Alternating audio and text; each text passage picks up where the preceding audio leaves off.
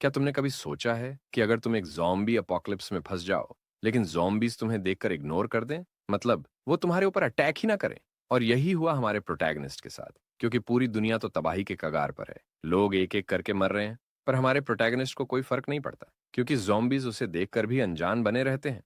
आखिर ऐसा क्यों हो रहा है? क्या उसके पास कोई ख़ास शक्ति है? अगर है भी, तो क्या वो अपनी शक्तियों का सही इस्तेमाल करके लोगों की मदद करेगा? या फिर उनका गलत इस्तेमाल करके और भी बड़ा खतरा बन जाएगा? चलिए बिना किसी देरी के शुरू करते हैं ये धमाकेदार कहानी। ये कहानी शुरू होती है एक सीक्रेट ऑपरेटिंग थिएटर में, जहां दो शेडी सर्जन्स दो जिंदा लोगों पर अजीबोगरीब एक्सपेरिमेंट्स कर रहे होते हैं। वे दोनों टेस्ट सब्जेक्ट्स को एक अजीब हरे रंग का लिक्विड इंजेक्ट करते हैं। कुछ ही देर में मेल टेस्ट सब्जेक्ट के शरीर से हर ओर से खून बहने लगता है। धीरे धीरे जो भी चीज उन सर्जन्स ने उसे इंजेक्ट की थी वह उसके लिए बहुत ज्यादा साबित होती है, और दोनों टेस्ट सब्जेक्ट्स वहीं पर मर जाते हैं। एक सर्जन आखिरकार इस रिसर्च को छोड़ने का फैसला कर लेता है। उसे एहसास होता है कि इतने लोगों की सैक्रिफाइस करने के बावजूद उनकी रिसर्च बार बार फेलियर ही साबित हो रही है। उसे पहले से ही पता था कि इस रिसर्च का कोई भविष्य नहीं है। जाने से पहले वह साफ साफ कह देता है कि अब वह इसका हिस्सा नहीं रहेगा। लेकिन शिन को अब भी यकीन नहीं है कि उनकी मेहनत बेकार गई। उसके लिए जिन लोगों का उन्होंने टेस्ट के लिए इस्तेमाल किया वे वैसे भी एक दो दिन में मरने वाले थे, तो अगर वे एक दिन पहले मर गए तो कोई फर्क नहीं पड़ता, क्योंकि वे इंसानियत के भले के लिए कुर्बान हुए। शीन फिर अपने जूनियर को ऑपरेटिंग थिएटर से बाहर जाने के लिए कहता है, क्योंकि वह खुद बॉडीज का ध्यान रखने वाला है। उसका जूनियर बिना कुछ कहे चुपचाप वहां से चला जाता है। लेकिन शिन अब भी इस रिसर्च को सफल बनाने के लिए अड़ा हुआ है। उसे पूरा यकीन है कि इस एक्सपेरिमेंट के लिए सही सब्जेक्ट कहीं ना कहीं जरूर मौजूद है। अब चलते हैं इस कहानी के प्रोटैगोनिस्ट की तरफ। उसका नाम कांग यी हवान है और उसके दोस्त का नाम जिनमिन ह्यूंग है। ये दोनों एक फ्यूनरल होम में काम करते हैं, जहां वे मृत शरीरों की देखभाल करते हैं। खाने पीने और मस्ती करने के बाद वे अस्पताल जाने का फैसला करते हैं, ताकि वो बॉडीज को क्लेम कर सकें। अस्पताल पहुंचने के बाद यीहवान अपना बिजनेस कार्ड काउंटर पर मौजूद अटेंडेंट को दिखाता है और खुद को हैनवूल फ्यूनरल सर्विसेज से कांग यीहवान के तौर पर इंट्रोड्यूस करता है। उसे उस सुबह मरने वाले पेशेंट्स के बारे में कॉल मिली थी। कुछ देर बाद उसका दोस्त ह्यूंग भी वॉशरूम से लौटकर उसके साथ आ जाता है। जल्द ही वे खुद को उसी ऑपरेटिंग थिएटर में पाते हैं जहां से उन्हें बॉडीज लेनी है। ये वही बॉडीज थीं जिन पर उन सर्जन्स ने एक्सपेरिमेंट किया था। ह्यूंग पुष्टि करता है कि पीड़ित एक पिता और बेटी थे। रिपोर्ट के अनुसार उनकी मौत एक कार एक्सीडेंट में हुई थी, लेकिन एक चीज यीहवान को अजीब लगती है। पिता का शरीर तो बुरी तरह क्षतिग्रस्त था, लेकिन लड़की का शरीर लगभग स्पॉटलेस था। बस उसके हाथ पर एक वूंड था, ना ही उसके शरीर पर कोई सर्जरी के निशान थे। उसका दोस्त उसे याद दिलाता है कि वे फोरेंसिक एक्सपर्ट्स नहीं हैं, इसलिए उन्हें ऐसी चीजों की चिंता नहीं करनी चाहिए और बस बॉडीज क्लेम करनी चाहिए। यीहवान जिज्ञासा में लड़की के मुंह के अंदर देखने की कोशिश करता है, लेकिन जैसे ही वह ऐसा करता है उसका हाथ लड़की के टूटे हुए दांत पर लग जाता है और उसकी उंगली कट जाती है। अब अगला स्टेप था बॉडीज को हटाना। जैसे ही वे पिता की बॉडी उठाने लगते हैं, यीहवान अचानक देखता है कि लड़की के हाथ की चोट गायब हो चुकी है। यह देखकर वह एकदम चौंक जाता है और उसे अपने दोस्त को भी दिखाता है। लेकिन इससे पहले कि वे इस बारे में बात कर सकें, यीहवान को अचानक तेज जलन का एहसास होता है और वह वहीं गिर जाता है। ह्यूंग घबरा जाता है और उसकी मदद के लिए दौड़ता है, लेकिन यीहवान की हालत और खराब होती जाती है। अचानक वह असहनीय दर्द से चिल्लाने लगता है। ऐसा लगता है कि लड़की के टूटे हुए दांत से उसका खून इन्फेक्टेड हो गया है। उसे ऐसा महसूस होता है जैसे उसका दिल फटने वाला हो और उसका पूरा शरीर जलने जैसा दर्द सह रहा था। उसे एहसास होता है कि अगर यह दर्द जारी रहा तो वह मर जाएगा। आखिरकार वह अनकॉन्शियस हो जाता है और उसका दोस्त घबराकर रोने लगता है। इसी बीच लड़की का शरीर हल्का सा हिलता है और वह धीरे धीरे मूव करने लगती है। कुछ समय बाद यहवान की आंखें खुलती हैं। उसे कुछ समझ नहीं आता कि क्या हो रहा है। तभी उसकी नजर उस मरी हुई लड़की पर पड़ती है, जो दरवाजे से अपना सिर जोर जोर से पटक रही थी। स्वाभाविक रूप से यहवान यह देखकर डर से कांप उठता है, लेकिन यह डर और भी बढ़ जाता है जब वह अपने दोस्त ह्यूंग का बुरी तरह खून से लथपथ शरीर जमीन पर पड़ा देखता है। डर के मारे उसका दिल और दिमाग सुन्न हो जाता है। वह देखता है कि उसके अपने हाथ भी खून से सने हुए हैं। वह लड़की उसकी तरफ देखती है और दोनों की नजरें टकराती हैं, लेकिन वह बस मुड़कर फिर से दरवाजे पर सिर पटकना जारी रखती है। अपने दोस्त की डेड बॉडी को घूरने के बाद यहवान अपने खून से सने हाथों की तरफ देखता है। कमरे में फैली खून की मीठी अरोमा उसे अजीब तरीके से एंटाइसिंग लगती है। खून की गहरी महक उसकी नोस्ट्रल्स में भर जाती है और उसकी जीभ तक फैल जाती है। उसके सामने का सीन इतना ट्विस्टेड और सूरियल लगता है कि उसे अपनी आंखों पर यकीन नहीं होता। अचानक यीहवान नोटिस करता है कि उसका मरा हुआ दोस्त हल्की सी कराहने लगता है। यह देखकर वह उसे होश में लाने की पूरी कोशिश करता है, लेकिन उसे कोई रिस्पॉन्स नहीं मिलता। उसका दोस्त शायद अनकॉन्शियस है। यीहवान सोचता है कि अगर वह उसे सही ट्रीटमेंट दिला पाए तो शायद उसकी जान बच सकती है। उधर पूरा हॉस्पिटल तबाही के कगार पर दिखता है। हर जगह खून के धब्बे हैं, लेकिन वहां कोई मौजूद नहीं है। बस एक बूढ़ा आदमी कोने में बैठकर रो रहा है और उसके पास एक लड़की की लाश पड़ी है। बूढ़े आदमी का चेहरा पसीने से चमक रहा है। उसके दिमाग में डर और टेंशन भर चुका है। उसे यकीन है कि अब कोई उन्हें बचाने नहीं आएगा, जिसका मतलब है कि इस हॉस्पिटल के बाहर की दुनिया भी अब बर्बाद हो चुकी है। वह गुस्से में उस शख्स को कोसता है जिसने ये सब किया।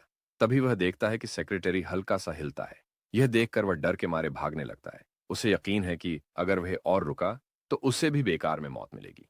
रास्ते में एक गोल्फ क्लब उठाकर वह खुद को तैयार करता है और हॉस्पिटल से बाहर निकलने का फैसला करता है। दूसरी ओर यिहवान ने अपने दोस्त को स्ट्रेचर पर रख दिया है और अब वो उसे ट्रीटमेंट के लिए ले जाने के लिए तैयार है।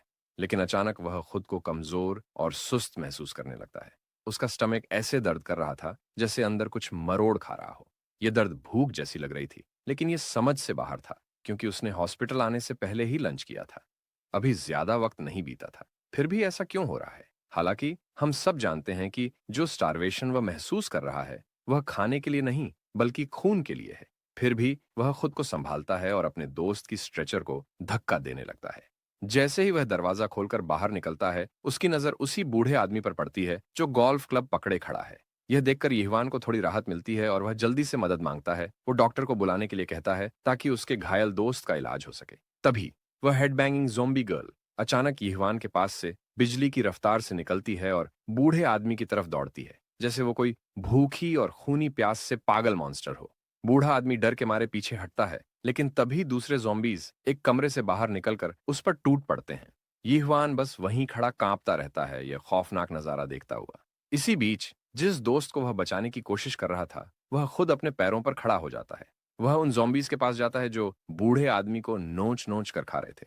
जब वह वहां पहुंचता है तो वह भी झुकता है और बूढ़े आदमी के सिर में अपने दांत गड़ा देता है। वह भी इस ग्रूसम फीस्ट का हिस्सा बन जाता है। यिहवान एक पल भी बर्बाद नहीं करता और जल्दी से दीवार के पीछे छिप जाता है। वह सोचता है कि उसका एक बार मजाकिया और लापरवाह दोस्त अब पूरी तरह से एक ब्रेनलेस ज़ॉम्बी में बदल चुका है। एक पल के लिए यिहवान को लगता है कि वह सपना देख रहा है। उसे यकीन नहीं होता कि जो कुछ हो रहा है वह असल में हो सकता है। वह अपनी आंखें बंद करता है और खुद को जगाने की कोशिश करता है, लेकिन इसका कोई फायदा नहीं। ये कोई सपना नहीं था। तभी उसकी नजर एक दीवार पर लगे कैलेंडर पर जाती है। आज 29 अप्रैल थी, लेकिन उसे याद था कि जब वह अनकॉन्शियस हुआ था तब 24 अप्रैल थी। इसका मतलब है कि वह पूरे 5 दिनों तक बेहोश था। वह जल्दी से अपना फोन निकालता है और देखता है कि हाँ, सच में आज 29 अप्रैल है। उसका फोन मिस्ड कॉल्स और अनगिनत अनरीड मैसेजेस से भरा पड़ा है, जो उसकी बहन नोना ने भेजे थे। मैसेजेस में वह चिंता जताते हुए उससे गुजारिश कर रही थी कि वह बाहर ना निकले और अपनी जान बचाए। जल्द ही उसके फोन की बैटरी खत्म हो जाती है। अब भी यिहवान को नहीं पता कि आखिर हो क्या रहा है, लेकिन यह कोई बहाना नहीं था कि वह बस यहां बैठा रहे। अगर उसे नोना और मिनी को बचाना है तो उसे हर हाल में हॉस्पिटल छोड़ना होगा। दूसरी ओर किसी रैंडम कन्वीनियंस स्टोर में एक लड़की एक कोने में चुपचाप बैठी रो रही है। स्टोर के बाहर की दुनिया पूरी तरह माइंडलेस ज़ॉम्बीज से भरी हुई है, जो खून के लिए पागल हो रहे हैं। इस वक्त वह सिर्फ यही दुआ कर सकती है कि कोई आकर उसे बचा ले। इधर यिहवान पूरी ताकत से हॉस्पिटल के कॉरिडोर में भागता है और सीढ़ियों की ओर बढ़ता है। जैसे ही वह नीचे उतरता है, उसकी नजर उसी हेडबैंगिंग ज़ॉम्बी गर्ल से टकराती है। लेकिन वह किसी तरह स्टेयर्स से उतरकर हॉस्पिटल से बाहर निकल जाता है। अब वह पूरी तरह एग्जॉस्टेड हो चुका है और भूख उसकी ताकत को खत्म कर रही है। उसके पास रुकने का वक्त नहीं है, लेकिन वह चाहकर भी खुद को रोक नहीं पा रहा। आखिर 5 दिनों तक बेहोश रहने के बाद यह नेचुरल था कि वह भूख महसूस करे। उसे इतनी भूख महसूस हो रही थी कि अगर उसने जल्दी कुछ नहीं खाया तो वह बेहोश हो सकता है। अब उसका अगला मकसद था जल्दी से कुछ खाने के लिए ढूंढना। जैसे ही यिहवान एरिया को स्कैन करता है, उसे एक कन्वीनियंस स्टोर दिखाई देता है और बिना एक सेकंड सोचे वह उस अबैंडन्ड स्टोर में घुस जाता है। अंदर जाकर वह बर्गर और सोडा इस तरह खाने लगता है जैसे कल हो ही नहीं। अपना खाना खत्म करने के बाद वह आखिरकार संतुष्ट महसूस करता है, लेकिन तभी उसे अपने बारे में कुछ अजीब लगता है। उसे यह सोचकर अजीब लगता है कि उसने एक बार भी यह नहीं सोचा कि जो खाना वह खा रहा है वह खराब तो नहीं था। इसके अलावा उसे आमतौर पर कन्वीनियंस स्टोर का खाना पसंद नहीं था, तो फिर आज वह इसे इतने चाव से क्यों खा रहा है? अचानक उसकी आंखों में आंसू आ जाते हैं जब उसे अपने दोस्त की याद आती है, जो अब एक असली ज़ॉम्बी में बदल चुका है।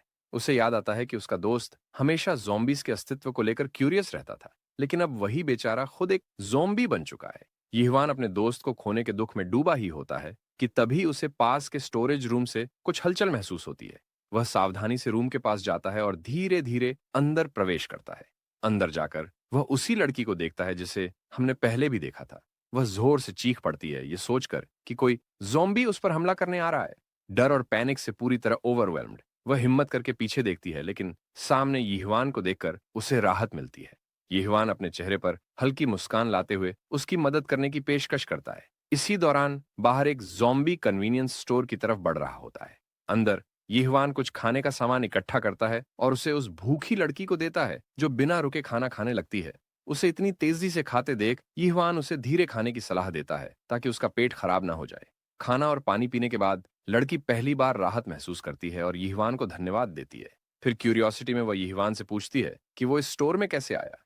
ये सवाल सुनकर यीहवान थोड़ी देर के लिए चौंक जाता है। वह जवाब देता है कि वह इतना भूखा था कि उसे कुछ खाने की जरूरत थी, इसलिए वह फटाफट अंदर घुस गया।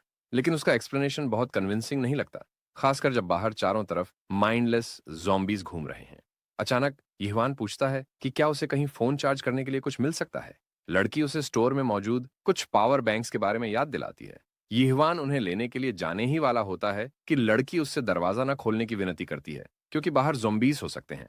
लेकिन यीहवान उसे आश्वस्त करता है कि जब वह अंदर आया था तब वहां कोई ज़ॉम्बी नहीं था। लेकिन जैसे ही वह दरवाजा खोलता है, मानो किस्मत ने उसे धोखा दे दिया हो। एक ज़ॉम्बी बाहर खड़ा होता है और वो लड़की को देखते ही पूरी तरह पागल हो जाता है। वह फुल स्पीड से उसकी ओर दौड़ता है, लेकिन उसके और लड़की के बीच यीहवान खड़ा होता है। यीहवान ज़ॉम्बी को एक झटके में धक्का दे देता है, लेकिन वह उसे इतनी जोर से धकेलता है कि ज़ॉम्बी हवा में उड़ जाता है जैसे वो कोई हल्का सा कचरे का बैग हो, और वो जमीन पर घसीटते हुए गिरता है।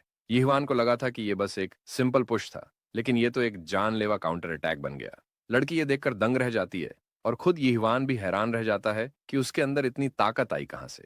ज़ॉम्बी जो इस अटैक का शिकार हुआ था, वो अब पूरी तरह मर चुका है। जब कैमरा थोड़ा झूम आउट करता है तो हमें एहसास होता है कि वह धक्का कितना खतरनाक था।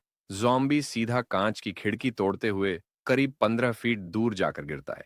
यीहवान कहता है कि हाँ, उसने पूरे दम से धक्का दिया था, लेकिन उसे यह उम्मीद नहीं थी कि ज़ॉम्बी इतनी बुरी तरह उड़ जाएगा। तभी उसे एक और अजीब चीज महसूस होती है। इतनी देर से वह इधर उधर घूम रहा है, लेकिन अब तक किसी भी ज़ॉम्बी ने उसे अटैक करने की कोशिश नहीं की। लड़की भी उसकी ताकत को लेकर सवाल पूछती है। दिलचस्प बात यह होती है कि वह उसे अजूशी कहकर बुलाती है, जो कि कोरियन में अधेड़ उम्र के आदमियों के लिए इस्तेमाल किया जाता है। लेकिन यीहवान को यह बिल्कुल पसंद नहीं आता। वह क्रीपी अधेड़ उम्र का आदमी कहलाना नहीं चाहता। खैर, उसे याद आता है कि उसे पावर बैंक लेना था, तो वह जनरल गुड्स सेक्शन की तरफ बढ़ता है। बाद में जब वह अपना फोन चार्ज करता है तो वह अपनी बहन नोना को कॉल करता है, लेकिन कोई जवाब नहीं आता। इससे उसके अंदर एक अजीब सा डर पैदा हो जाता है। उसे यह सोचकर घबराहट होने लगती है कि कहीं वह अपनी बहन को बचाने में बहुत देर तो नहीं कर चुका। उसके दिमाग में उसकी बहन और दोस्त मिन की छवि घूम जाती है और उसकी आंखों में आंसू आ जाते हैं। लेकिन वह खुद को शांत करता है और खुद को समझाता है कि अभी घबराने का कोई फायदा नहीं है। हो सकता है कि नोना का फोन सिर्फ डिस्चार्ज हो गया हो और वह कहीं सुरक्षित छुपी हो, मदद के इंतजार में। इसलिए वह खुद को फिर से मजबूत करता है और बाहर निकलकर अपनी बहन और दोस्त को ढूंढने का फैसला करता है। लेकिन बाहर जाने से पहले उसे कन्वीनियंस स्टोर में मौजूद लड़की के साथ कुछ तय करना होगा। वह लड़की से पूछता है कि क्या उसके पास फोन है। वह कहती है हाँ, लेकिन वह डिस्चार्ज है। यीहवान तुरंत उसे एक पावर बैंक ऑफर करता है और सजेस्ट करता है कि वह अपने पेरेंट्स को कॉल करे। कुछ देर बाद वह अपनी माँ से कनेक्ट कर पाती है और बात करते ही उसकी आंखों में आंसू आ जाते हैं। वह जल्दी से अपनी माँ को आश्वस्त करती है कि वह ठीक है और वो उसे अपने करंट लोकेशन के बारे में बताती है। उसकी माँ, जो काफी परेशान थी, यह सुनकर राहत महसूस करती है कि उसकी बेटी जिंदा और सुरक्षित है। लड़की यह भी सुनिश्चित करती है कि उसकी वेलबींग का क्रेडिट उस अजूशी को मिले जिसने उसकी मदद की थी। यह सुनकर यीहवान फिर से अनॉयड हो जाता है कि उसे क्रीपी मिडिल एज्ड आदमी समझा जा रहा है, जबकि वह सिर्फ 28 साल का है। उसे लगता है कि उसे ऐसा कहे जाना बिल्कुल अनफेयर है। अचानक लड़की की माँ उसे चेतावनी देती है कि वह घर वापस ना आए, और इसके साथ ही वह कॉल काट देती है, अपनी बेटी को चिंता और दुख में छोड़ते हुए। कॉल के बाद लड़की अनकंट्रोलेबली रोने लगती है। उसे इतना हेल्पलेस और डिस्परेट देखकर यीहवान उसे मदद करने का फैसला करता है। वह सजेस्ट करता है कि वह उसके साथ चले और वह उसे उसके घर पहुंचाने में मदद करेगा। तभी उनकी अटेंशन बाहर हो रही हलचल पर जाती है। ऐसा लगता है कि और भी ज़ॉम्बीज स्टोर के अंदर घुस चुके हैं। यह देखकर लड़की और ज्यादा डर जाती है। उसे महसूस होता है कि उनके पास भागने का कोई रास्ता नहीं है। यीहवान समझ जाता है कि जब तक वह बाहर की परेशानी से निपट नहीं लेता, तब तक वे बाहर नहीं निकल सकते। वह स्टोर के सप्लाईज के बीच कुछ ढूंढता है और एक टेम्पररी वेपन तैयार करता है ताकि वह खुद को डिफेंड और ज़ॉम्बीज पर अटैक कर सके। स्टोर रूम से निकलने से पहले वह लड़की को सख्ती से इंस्ट्रक्ट करता है कि वो किसी भी हालत में दरवाजा न खोले और वो उसे भरोसा दिलाता है कि वह जल्दी वापस आएगा। ये कहकर वह बाहर चला जाता है। लड़की उसे रोकने की कोशिश करती है, लेकिन वह दरवाजा बंद कर देता है और ज़ॉम्बीज़ से निपटने के लिए बाहर निकल जाता है। बाहर की परेशानी से निपटने के बाद यिह्वान वापस आता है और लड़की को आश्वस्त करता है कि अब सब ठीक है। उसे इतने कॉन्फिडेंस के साथ खड़ा देखकर लड़की के चेहरे पर हैरानी की लहर दौड़ जाती है। वह कंफर्म करने के लिए पूछती है कि क्या वह ठीक है। यिह्वान अफर्म करता है कि वह ठीक है। पहले तो उसे थोड़ा डाउट था, लेकिन इन ज़ॉम्बीज़ से लड़ने के बाद अब उसे पूरा यकीन हो गया है कि वह पूरी तरह से फिट है।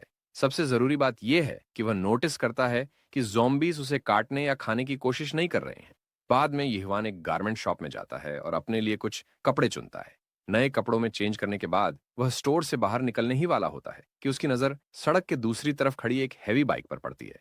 बाइक की खूबसूरती मानो उसे घूर रही हो, जैसे कि वह यिह्वान को इनवाइट कर रही हो कि आओ, मुझे चलाओ। बाद में जब हम कन्वीनियंस स्टोर में वापस आते हैं, तो देखते हैं कि लड़की भी वही कपड़े चेंज कर रही होती है जो यिह्वान ने उसके लिए लाए थे। यिह्वान उससे माफी मांगता है कि उसे लड़कियों के कपड़ों के बारे में ज्यादा जानकारी नहीं थी, इसलिए उसे जो ठीक लगा उसने वही उठा लिया। चूंकि आसपास ज्यादा ज़ॉम्बीज नहीं हैं, यिह्वान फैसला करता है कि वो बाहर जाने से पहले थोड़ा और खाना इकट्ठा कर ले। जैसे ही वे शेल्व्स के पास जाते हैं, उसे एक बेसबॉल बैट मिलती है जिसे वह अपने लिए रख लेता है। लड़की चिंता जाहिर करती है कि वह सिर्फ उसे बचाने के लिए अपनी जान खतरे में डाल रहा है। वे दोनों एक दूसरे के लिए स्ट्रेंजर्स हैं, फिर भी यिह्वान उसकी इतनी मदद क्यों कर रहा है? वह यह भी अस्यूम करती है कि एक अजूशी होने के नाते उसके पास कोई फैमिली होगी जिसे वह पहले बचाना चाहेगा। पहले तो यिह्वान का चेहरा फिर से क्रीपी सा बन जाता है जब वह उसे अजूशी कहती है। फिर वह उसे समझाता है कि उसे गिल्टी फील करने की जरूरत नहीं है। इस स्थिति में किसी को भी मदद की जरूरत हो सकती है और हो सकता है कि कभी उसे भी किसी की मदद की जरूरत पड़े। सबसे जरूरी बात यह है कि ज़ॉम्बीज उसे काटते नहीं हैं, इसलिए उसके लिए ये कोई असली खतरा नहीं है। सीन शिफ्ट होता है और चांद चमक रहा है। वो अपनी हल्की रोशनी उन ज़ॉम्बीज पर डाल रहा है जो लापरवाही से घूम रहे हैं, लेकिन उनकी शांति जल्द ही एक तेज आवाज से टूट जाती है, जो एक तेज आवाज करने वाली बाइक से आती है। हैंडल बार के पीछे जाहिर है यिह्वान है, जो अपनी नई बाइक पर सवार हो चुका है। हालांकि वह बहुत शोर कर रहा है, लेकिन ज़ॉम्बीज तुरंत रिएक्ट नहीं करते। शायद इसलिए क्योंकि उसकी प्रेजेंस से लड़की ओवरशैडो हो रही है जो उसके पीछे बैठी है। रास्ते में कोई रुकावट ना देखकर वह उम्मीद करता है कि वो जल्द से जल्द नोना तक पहुंच जाए और उसे इस मेस से बाहर निकाले। अब सीन कट होता है एक गैस स्टेशन की ओर, जहां अंदर एक टक शॉप में एक आदमी ज़ॉम्बीज से छिपा हुआ है। उसके हाथ में एक पानी की बोतल है जो उसका आखिरी पानी का स्रोत है। उसे यकीन है कि अब उसका अंत नजदीक है। वह अपनी खराब किस्मत को कोसता है कि वह इस टक शॉप में फंस गया जो पहले ही पूरी तरह लूटी जा चुकी है। अचानक एक मोटरसाइकिल की आवाज उस आदमी का ध्यान खींचती है। इससे उसे यकीन हो जाता है कि इस एरिया में अभी भी कुछ सर्वाइवर्स बचे हुए हैं। लेकिन सबसे बड़ी दिक्कत यह है कि यह आवाज धीरे धीरे और करीब आ रही है। आखिरकार ये आवाज गैस स्टेशन के टक शॉप के ठीक बाहर रुक जाती है। बाइक के राइडर को एक मॉन्स्टर इन्फेस्टेड एरिया के बीच ऐसे कैजुअली रुकते देख टक शॉप में छिपा आदमी अपना होश खोने लगता है। ये कोई समझदारी भरा फैसला नहीं है, लेकिन वह अपनी जान जोखिम में डालने का फैसला करता है और उन्हें पुकारता है। लेकिन उसकी चिंता बेकार साबित होती है, क्योंकि यिह्वान पहले ही उन माइंडलेस ज़ॉम्बीज को एक एक करके गिरा रहा होता है। सिर्फ एक सिंगल हिट में ही हर मॉन्स्टर जमीन पर गिर जाता है। जैसे जैसे यिह्वान ज़ॉम्बीज को मारता जाता है, टक शॉप का आदमी अपनी आंखों पर यकीन नहीं कर पाता। तभी एक ज़ॉम्बी चुपके से यिह्वान के पीछे आ जाता है, तो वह आदमी उसे चिल्लाकर सावधान करता है। लेकिन यिह्वान बस 2 कदम पीछे हटता है और ज़ॉम्बी उसके पास से ऐसे निकल जाता है जैसे यिह्वान वहां था ही नहीं। ये देखकर टक शॉप में छिपा आदमी पूरी तरह से शॉक में आ जाता है। उधर जैसे ही वह ज़ॉम्बी लड़की की तरफ बढ़ने लगता है, यिह्वान अपने बेसबॉल बैट को इतनी ताकत से घुमाता है कि ज़ॉम्बी हवा में उड़कर किसी कचरे के बैग की तरह गिरता है। जब एरिया पूरी तरह से क्लियर हो जाता है, तो यिह्वान लड़की को आश्वस्त करता है कि अब सब ठीक है। टक शॉप में फंसा आदमी अभी भी उन्हें सिर्फ घूर रहा है, यह सोचते हुए कि उसकी आंखें उसे धोखा तो नहीं दे रही। जो उसने देखा उससे साफ साबित होता है कि ज़ॉम्बीज ने एक बार भी यिह्वान को काटने या खाने की कोशिश नहीं की। यिह्वान फिर फ्यूल डिस्पेंसर की तरफ बढ़ता है ताकि वो बाइक को भर सके, क्योंकि आगे का रास्ता लंबा होने वाला है। लेकिन तभी वह और लड़की दोनों चौंक जाते हैं जब वह मिडिल एज्ड आदमी आखिरकार टक शॉप से बाहर आ जाता है। एक्साइटमेंट से भरा हुआ वह पूरी तरह से कन्विंस्ड है कि उसके सामने खड़ा यह बंदा एक एक्सक्लूसिव स्कूप है, एक ऐसा टर्म जो यिह्वान के सर के ऊपर से चला जाता है। पानी को ऐसे पीते हुए जैसे कि इससे बेहतर चीज उसने कभी टेस्ट ही नहीं की हो, वह आदमी कहता है कि वह खुश है कि उसकी प्यास बुझ गई। यिह्वान क्यूरियोसिटी में उससे पूछता है कि वह कितने दिन से यहाँ छिपा हुआ है। फिर पता चलता है कि उसे सिर्फ 3 दिन ही हुए हैं। हालांकि उसे यह उम्मीद नहीं थी कि कन्वीनियंस स्टोर पूरी तरह से लूट लिया जाएगा और वहां कोई रिसोर्सेज नहीं बचेंगे। लेकिन अब अपने सेवियर से मिलकर वह थोड़ा होपफुल महसूस करता है। अपनी बातचीत को थोड़ा और बेहतर बनाने के लिए वह अपना इंट्रोडक्शन देता है। उसका नाम किम गिद्दू है और वह 32 साल का एक जर्नलिस्ट है जिसे अब अपने जॉब की कोई परवाह नहीं है क्योंकि उनकी दुनिया पूरी तरह से तबाह हो चुकी है। लड़की का नाम पार्क जिन्ना है जो यूनिवर्सिटी की 20 साल की फ्रेशमैन है। और फिर आता है हमारा बंदा यीहवान जो 28 साल का दिखता है। वह थोड़ा हेजिटेट करता है ये एक्सप्लेन करने में कि वह एक मॉर्टिशियन था। गिदू ये सुनकर हंस देता है और कहता है कि यीहवान बिल्कुल भी एक मॉर्टिशियन जैसा नहीं दिखता। उधर जिना बिना कुछ कहे उसे घूर रही होती है। यीहवान को यह थोड़ा अजीब लगता है और वह उससे पूछता है कि वह उसे ऐसे क्यों घूर रही है। असल में जिना इसीलिए शॉक्ड थी क्योंकि वह सोच रही थी कि यह बंदा कहीं कोई बुढ़ा अंकल ना निकले। गिद्दू फिर पूछता है कि वो दोनों एक दूसरे से मिले कैसे। असल में ये बस एक कोइंसिडेंस था जिसने उन्हें कन्वीनियंस स्टोर के जरिए मिलवाया। यीहवान भी मानता है कि यह थोड़ा वियर्ड था कि उन्होंने अब तक अपने नाम तक नहीं पूछे थे। लेकिन फिलहाल गिद्दू किसी और चीज को लेकर ज्यादा क्यूरियस है। वह सीधे यीहवान से पूछता है कि उसकी ये अजीब एबिलिटी क्या है जिससे वह ज़ॉम्बीज के लिए या तो इनविजिबल हो जाता है या इम्यून रहता है।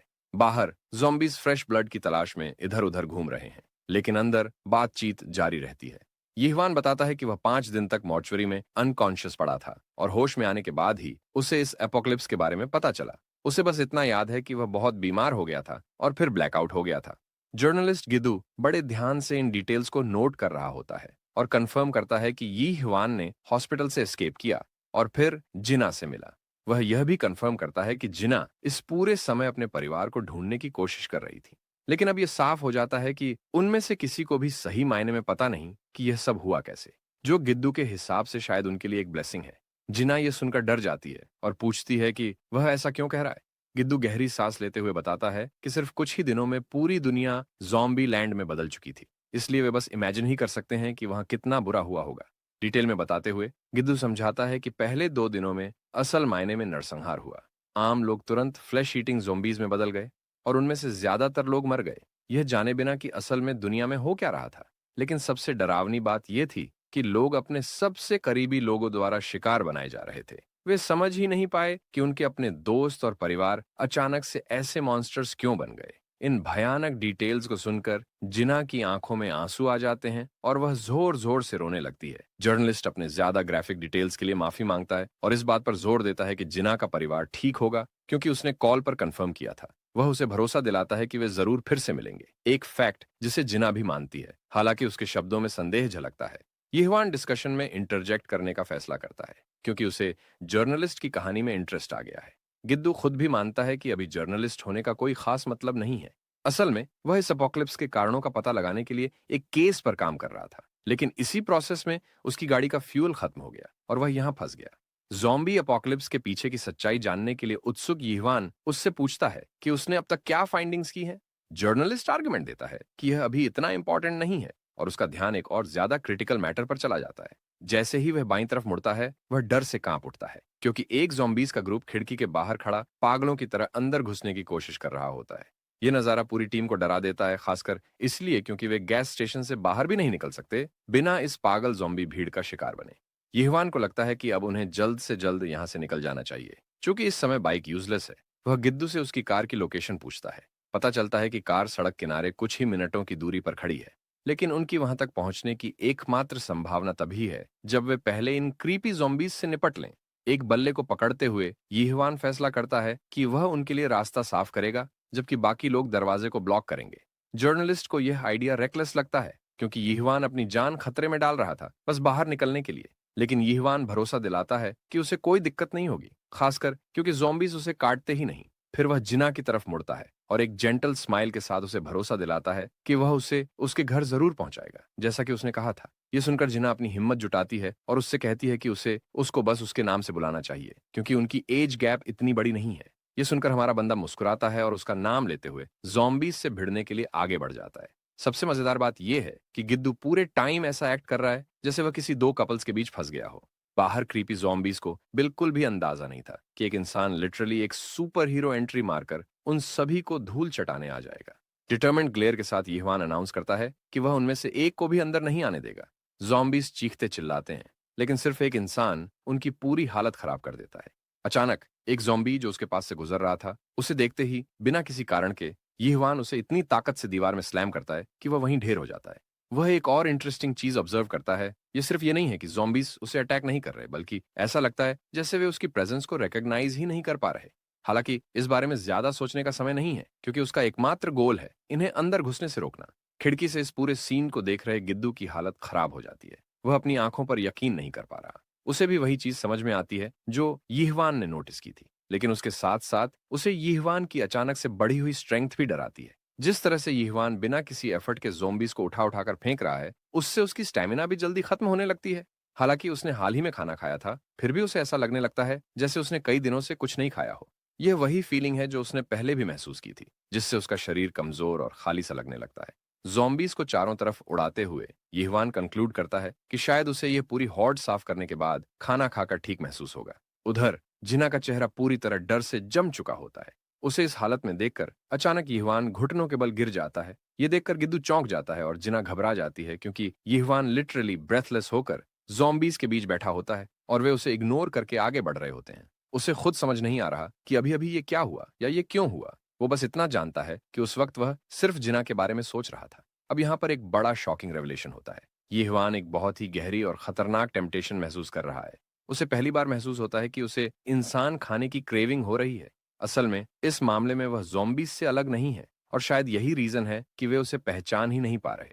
जिना उसे इस हालत में देखकर बुरी तरह से डर जाती है और उसकी मदद करना चाहती है, लेकिन गिद्दू प्रैक्टिकल होकर उसे रोकता है और कहता है कि ऐसा करना बेहद रेकलेस होगा। जब वे दोनों बहस कर रहे होते हैं, यीहवान फिर से अपना स्टैंस पकड़ता है और बिना रुके ज़ॉम्बी को गिराने में लग जाता है। वह जितने ज़ॉम्बीज को मार सकता है वो उतने मारता जाता है। अपनी आखिरी मूव में वह एक ज़ॉम्बी का सिर जमीन में रगड़कर कुचल देता है, लेकिन उसके इस फायर अटैक के बाद उसकी हालत खराब हो जाती है। वह बुरी तरह हाँफ रहा होता है और अंदर से डरा हुआ भी महसूस करता है। यह अच्छा नहीं है और उसे भी इसका एहसास है। यहाँ तक कि गिद्दू भी दूर से उसकी हालत भांप सकता है। हमारा कंफ्यूज्ड, ट्रबल्ड और कन्फ्लिक्टेड प्रोटैगनिस्ट खुद को समझाने की कोशिश करता है कि वह ज़ॉम्बीज से अलग है।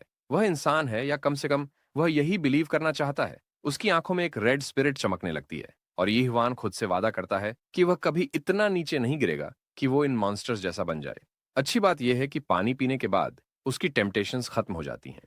यीहवान ने इतना पानी पिया जैसे वह डिजर्ट में भटक रहा हो, लेकिन यह भी तो जरूरी था, क्योंकि उसने अकेले ही इतनी सारी ज़ॉम्बीज को मार गिराया था। जिना को चिंता होती है कि कहीं उसे कोई चोट तो नहीं लगी, लेकिन असल में उसे कोई फिजिकल डैमेज नहीं हुआ। जर्नलिस्ट को अब भी यह बात अजीब लगती है कि कोई अकेले इतनी बड़ी ज़ॉम्बी के ग्रुप से लड़कर बच सकता है। हालांकि यीहवान की एक्सट्रीम भूख अब भी बनी हुई थी, उसकी टेम्पटेशन अब एक गट रेंचिंग स्टमक पेन में बदल गई थी। इस दर्द को इग्नोर करते हुए वह प्लान पर फोकस करता है और सजेस्ट करता है कि वे गिद्दू की कार का इस्तेमाल करें, क्योंकि यह सबसे सेफ एस्केप रूट होगा। गैस स्टेशन में ही कहीं ना कहीं एक फ्यूल कैन मिल सकता है, जिससे वे गाड़ी को रिफ्यूल कर सकते हैं। यीहवान सजेस्ट करता है कि वे सब साथ में चलें, क्योंकि अकेले जाना खतरनाक हो सकता है। लेकिन तभी अचानक एक आदमी कहीं से चिल्लाते हुए हेल्प के लिए भागता हुआ आता है। यह देखकर पैनिक लेवल और बढ़ जाता है। यीहवान गौर करता है कि यह बंदा सच में लेजिट लग रहा है, क्योंकि उसकी आवाज में सच्ची डेस्परेशन झलक रही थी। लेकिन दिक्कत यह थी कि उसका दोस्त बहुत बुरी तरह से घायल था और उसकी हालत काफी नाजुक थी। इस स्थिति को लेकर यीहवान थोड़ा कैलकुलेशन करता है, क्योंकि अपोकलिप्स के बीच में किसी पर भी भरोसा करना रिस्की हो सकता है। गिद्दू कॉशन देता है कि उन्हें सतर्क रहना चाहिए, क्योंकि ये लोग भी उनके लिए खतरा साबित हो सकते हैं। जिना इस सोच के खिलाफ जाती है और आर्ग्यू करती है कि उन्हें जरूरतमंदों की मदद करनी चाहिए। यीहवान भी इस बात से अग्री करता है, चाहे यह सोचना थोड़ा नाइव ही क्यों ना हो। गिद्दू साई करता है और कहता है कि ठीक है, अगर वे कंफर्टेबल हैं तो वे मदद करेंगे। जिना दरवाजा खोलती है और इन दोनों बंदों को अंदर आने देती है, जो अंदर घुसते ही अपने भाग्य पर शुक्रगुजार महसूस करते हैं। लेकिन किसी को यह अंदाजा नहीं था कि ये दोनों असल में असली स्कमबैग्स हैं और उन्होंने बस अंदर आने का फ्री टिकट पा लिया। जिना उन्हें पानी देती है ताकि वे खुद को थोड़ा बेहतर महसूस कर सकें, और वो उनकी कंडीशन के बारे में पूछती है। जर्नलिस्ट तुरंत स्केप्टिकल हो जाता है और पूछता है कि कहीं उनका दोस्त ज़ॉम्बी द्वारा काटा तो नहीं गया। इस पर पहला वाला बंदा घबरा जाता है और दिखाने की कोशिश करता है कि उस पर कोई चोट के निशान नहीं है। दूसरा बंदा कहता है कि अगर ज़ॉम्बी ने उसे काटा होता तो वह अब तक ज़ॉम्बी में बदल चुका होता। हालांकि जर्नलिस्ट को अब भी शक होता है और वह उनसे सर्वाइवल स्ट्रेटजी के बारे में पूछता है। पता चलता है कि इन लोगों के पास कोई प्रॉपर प्लान नहीं था, वे बस अपने दोस्त की मदद पाने के लिए इधर उधर भटक रहे थे। गिद्दू की डाउटफुल एटीट्यूड जिना को इरिटेट कर देती है। वह चिढ़कर कहती है कि उसे इन लोगों की मदद करने पर फोकस करना चाहिए, क्योंकि वे मुश्किल में हैं। आखिरकार वे सिर्फ यीहवान की काइंडनेस की वजह से जिंदा बचे हैं। वह आदमी जो पसीने में डूबा हुआ था, वो बार बार उन्हें उनकी जनरोसिटी के लिए धन्यवाद कहता है। गिद्दू मानता है कि शायद उसने थोड़ा ज्यादा हार्श रिएक्ट कर दिया। इसी बीच युवान गिद्दू से पूछता है कि क्या उसकी कार एसयूवी है। इसका मतलब यह था कि पांचों लोग आराम से उसमें सफर कर सकते थे। लेकिन यिहवान का प्लान थोड़ा अलग था। वह खुद के लिए एक मोटरसाइकिल तलाशना चाहता था। उसका सोचना था कि वह ग्रुप के आगे जाकर रास्ता स्काउट कर सके ताकि वे सेफेस्ट लोकेशंस ढूंढ सकें। ये एक समझदारी भरी स्ट्रैटेजी थी क्योंकि वे हमेशा एक जगह नहीं रुक सकते थे। जर्नलिस्ट इस आइडिया से अग्री करता है और वे डिसाइड करते हैं कि वो जल्द से जल्द गाड़ी लेने निकलेंगे। जिना प्रॉमिस करती है कि जब तक वे गाड़ी लाने जाएंगे वह घायल आदमी की देखभाल करेगी। गिद्दू उसे आश्वस्त करता है कि वे जल्दी वापस आएंगे, इसलिए उसे चिंता करने की जरूरत नहीं है। लेकिन उन्हें यह पता नहीं होता कि ये नए आए हुए लोग पहले से ही कोई गहरी साजिश रच रहे थे। सीन कट होता है यिहवान और गिद्दू की तरफ, जो कार की लोकेशन पर पहुंच चुके होते हैं। वे गाड़ी में फ्यूल भरते हैं, लेकिन इसी बीच यिहवान क्यूरियस हो जाता है कि जर्नलिस्ट को उन तीन नए बंदों से इतनी ज्यादा प्रॉब्लम क्यों है। फिर वो समझाता है कि उसकी गट फीलिंग कह रही है कि इन अजनबियों पर भरोसा नहीं करना चाहिए। ये सिर्फ इसलिए नहीं है कि वो नेचुरली कॉशियस है, बल्कि पिछले कुछ दिनों में जो शेयर हॉरर उसने झेला है, उसी ने उसे लोगों के लिए इतना सिनिकल बना दिया है। यिहवान ये सुनकर इंटरेस्टेड हो जाता है और पूछता है कि जर्नलिस्ट ने उन्हें पहली मुलाकात में ही क्यों ट्रस्ट कर लिया। जर्नलिस्ट बताता है कि वो पहले से ही डिहाइड्रेशन की वजह से पागल होने की कगार पर था और किसी भी हालत में सरवाइव करना चाहता था। यिहवान और भी क्यूरियस हो जाता है और पूछता है कि जब उन्होंने पहली बार मुलाकात की थी तब उसने उसे स्कूप क्यों बुलाया। इसका मतलब तो ये हुआ कि जर्नलिस्ट को एक ऐसा बंदा मिल गया जो ज़ॉम्बी अपोकलिप्स में लिटरली इम्यून है। इतने में हमारा लड़का पेट पकड़कर आसमान फाड़ देने वाला ग्रम्बल करता है। लगता है ये आदमी पागलों की तरह खाना खाने वाला है जब ये सब खत्म हो जाएगा। वो थोड़ा फ्लस्टर्ड हो जाता है, लेकिन ये तो लॉजिकल ही है कि इतनी ज़ॉम्बी बैटल्स के बाद वो एग्जॉस्टेड हो चुका है। गिद्दू को लगता है कि उन्हें कार मिलने के बाद सबसे पहले खाना ढूंढना चाहिए, लेकिन तभी कुछ अजीब होता है। हमारे प्रोटैगोनिस्ट को एक अजीब सी फीलिंग होती है, जैसे उसे कोई चीज बहुत अजीब लग रही हो। वो धीरे से मुड़ता है, लेकिन वो वहीं जम जाता है। उसने कुछ सुना है, और इस बार वो ज़ोंबीज नहीं है। यिहवान को पूरा यकीन है कि उसे जिना की आवाज सुनाई दी थी। अब वापस चलते हैं गैस स्टेशन, जहां एक लड़की जोर से चिल्ला रही है कि उसे छोड़ दिया जाए। जिना को उन बास्टर्ड्स ने पकड़ लिया है और वो उसे ब्लैकमेल कर रहे हैं कि उसके चिल्लाने की वजह से ज़ॉम्बीज आ जाएंगे। इससे वो और ज्यादा डर जाती है, खासकर जब उसके सिर पर गन की बैरल टिका दी जाती है। वो स्कमबैग जो अब तक बीमार बनने का नाटक कर रहा था, वो अपनी असली औकात पर आ जाता है। वो इस बात से ओवरजॉयड है कि उसने सबको अपने गिमिक में फंसा लिया। अब उसे किसी डिस्गाइज की जरूरत नहीं है। उसका और उसके साथियों का प्लान है कि जैसे ही यिहवान और गिद्दू वापस आएंगे, वो उन्हें गोली मार देंगे। जिना उनके लिए एक परफेक्ट हॉस्टेज है, लेकिन तभी जिना गुस्से में उसका उंगली चबा लेती है, जिससे वो जोकर की तरह चीख उठता है। वो उसे गन से पीटता है जब तक कि वो अनकॉन्शियस नहीं हो जाती। फिर भी वो दर्द से बौखलाया हुआ है। उसका एक साथी इसे मजाक समझता है और कहता है कि उसे ज़ॉम्बी से नहीं बल्कि एक ह्यूमन से काटा गया। अब ये आदमी मस्ती करने के मूड में नहीं है। वो अपने मोटे दोस्त को बाहर नजर रखने को कहता है, जबकि ये घटिया इंसान जिना को अपनी वल्नरेबल हालत में उसका एडवांटेज लेने का सोच रहा है। उसका प्लान है कि वो उसके दोनों दोस्तों को मारकर उसे अपने साथ ले जाएगा। तभी वो उसकी पैंट्स अनबटन करने ही वाला था कि अचानक यिहवान आ जाता है। वो गुस्से से भरा हुआ है। वो इस आदमी के सिर पर इतनी जोर से वार करता है कि वो उड़कर दूर जा गिरता है। जिना की हालत देखकर उसका खून खौल उठता है। इसी बीच गिद्दू भी आ जाता है और वो उसकी हालत देखकर वरीड हो जाता है। अब उसे यकीन हो जाता है कि उसने सही फैसला लिया था इन लोगों पर भरोसा न करने का। यिहवान जर्नलिस्ट से जिना को कार तक ले जाने को कहता है, लेकिन वो खुद वहीं रुकता है क्योंकि वो यहाँ बॉडीज छोड़कर जाने के मूड में है। जर्नलिस्ट उसे कार तक ले जाता है और शुक्र मनाता है कि रास्ते में ज़ॉम्बीज ने उस पर हमला नहीं किया। वो जिना की ओर देखता है। वो बुरी तरह जख्मी है, लेकिन उसके मन में पहले से ही शक था कि वो लोग सही नहीं थे। गिद्दू सोचता है कि ये सबक जिना और यिहवान दोनों के लिए अच्छा होगा, क्योंकि उन्हें किसी पर भी जल्दी से ट्रस्ट नहीं करना चाहिए। लेकिन अब तो वो सेफ है, क्योंकि अब उसे भी पता है कि इनके पास एक जबरदस्त प्रोटेक्टर है। अब वापस आते हैं फाइट पर। यिहवान इन बदमाशों को इतना घूर कर देख रहा है कि जैसे वो अभी उन्हें कच्चा चबा जाएगा।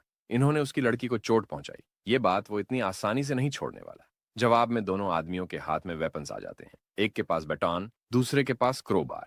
वो यिहवान को उसकी औकात दिखाने की बातें करने लगते हैं, लेकिन यिहवान बिना कुछ कहे अपना मेटल बैट जमीन पर गिरा देता है। दोनों परप्लेक्स्ड हो जाते हैं। पहले तो लगता है कि वो डर गया है, लेकिन तभी मोटे आदमी को एहसास होता है कि कुछ तो गड़बड़ है। वो चेतावनी देता है कि ओवर कॉन्फिडेंट मत हो। यिहवान का चेहरा गुस्से से लाल पड़ने लगता है, लेकिन ये गुस्सा अब सिनिस्टर क्रेजीनेस में बदल रहा है। उसके दिमाग में अजीबोगरीब ख्याल आ रहे हैं, और सबसे बुरा ये है कि उसे भूख लगी है, रियल ह्यूमन फ्लैश की भूख। उसकी सैनिटी अब डिस्ट्रक्शन के क्यूएसपी पर है। और फिर असली बवाल तब शुरू होता है जब वो उसे मारने के बाद उसकी लाश पर टूट पड़ता है, हर बाइट को एंजॉय करता हुआ, जैसे ये उसके लिए डेलिकेसी हो। फिर वो सीधे उस कमीने की तरफ मुड़ता है जिसने जिना को चोट पहुंचाई थी और जिसने उनकी ट्रस्ट का फायदा उठाया था। वो आदमी अब टेरिफाइड है क्योंकि उसने पहले कभी यीहुआन को इस हालत में नहीं देखा था। फिर हमें एक सीरियसली डरावना शॉट देखने को मिलता है जहां हमारा लड़का सामने वाले को ऐसे घूर रहा होता है जैसे वो उसे कभी भी खा लगा। वो बंदा डर के मारे अपनी छोटी सी गन लहराने लगता है, लेकिन अंत में यीहुआन उसे पूरी तरह से खत्म कर देता है और उसका फ्लैश कंज्यूम कर लेता है। इसके बाद वो जल्दी से अपना खून पोंछता है। गिद्दू ने गनशॉट की आवाज सुनी और वो डर के मारे कार से बाहर कूद पड़ा, लेकिन उसे देखकर हैरानी हुई कि गैस स्टेशन से सिर्फ एक ही आदमी जिंदा निकला और वो था यीहुआन। परेशान होकर वो पूछता है कि हमारा लड़का ठीक तो है, लेकिन यीहुआन इंस्टेड पूछता है कि जीना की हालत कैसी है। वो रिलेटिवली ठीक है और गहरी नींद में है। ये सुनकर यीहुआन को थोड़ी राहत मिलती है, लेकिन गिद्दू सोच रहा होता है कि यीहुआन ने अपने कपड़े क्यों बदले। यीहुआन उसे वो गन देता है जो उसने उन बदमाशों से ली थी। इस एपोक्लिप्स में ये एक काम की चीज है, तो जर्नलिस्ट खुश हो जाता है। साथ ही अब वो पूरी तरह से गिद्दू की इंट्यूशन पर भरोसा करने के लिए तैयार है, जिससे साफ होता है कि वो अपनी गलतियों से सीख रहा है। फिर भी जर्नलिस्ट चिंतित होता है और पूछता है कि वो सच में ठीक है या कुछ हुआ है। नॉर्मल एक्ट करते हुए यीहुआन एक हल्की सी मुस्कान देता है। वो अपनी फीलिंग्स को छुपाते हुए बाइक को चेक करता है। अब उनका फाइनली यहां से निकलने का समय आ चुका है।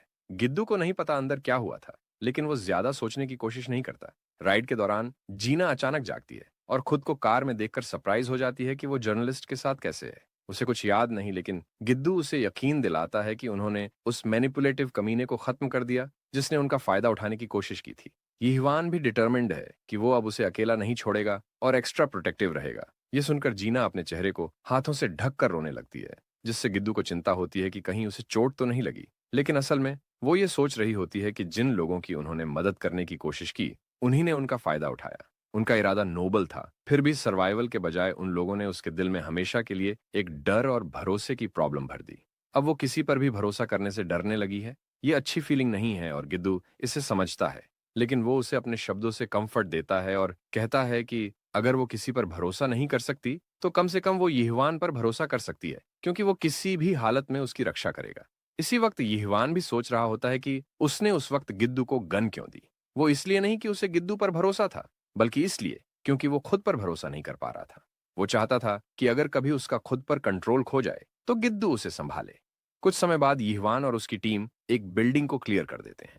हर एक ज़ॉम्बी को खत्म करने के बाद यीहुआन अपने दोस्तों को उस कमरे में ले जाना चाहता है जो उसने देखा था, लेकिन तभी उसकी नजर एक पिक्चर फ्रेम पर जाती है जिसमें एक लविंग फैमिली की फोटो होती है। वो ऑलमोस्ट भूल ही गया था कि ये ज़ॉम्बीज कभी असली लोग हुआ करते थे। वो माफी मांगता है कि उसे एक पिता को मारना पड़ा। अब उसने अपनी टीम के लिए 2 रूम्स सिक्योर कर लिए हैं और अब ज्यादा चिंता की कोई बात नहीं है। लेकिन उसे समझ नहीं आता कि जर्नलिस्ट उन्हें रात भर रुकने के लिए क्यों कह रहा है, जबकि उनके पास ट्रैवल के लिए एक व्हीकल मौजूद है। गिद्दू समझाता है कि सफर से होने वाली एग्जॉस्शन की वजह से उन्होंने रुकना जरूरी समझा और दिन में सफर करना ज्यादा सेफ रहेगा। खासकर जीना को प्रॉपर रेस्ट की जरूरत है। परेशान होकर यीहुआन पूछता है कि क्या वो ठीक हो जाएगी, लेकिन सच्चाई ये है कि उसने इस पूरी घटना से उसके दिमाग में एक गहरा सगमा लगा है, जो उसकी लोगों पर ट्रस्ट करने की एबिलिटी को खत्म कर सकता है। कुछ ट्रॉमेटिक एक्सपीरियंसेस इंसान की दुनिया को देखने के नजरिए को हमेशा के लिए बदल देते हैं, और यही जीना के साथ भी हो रहा है।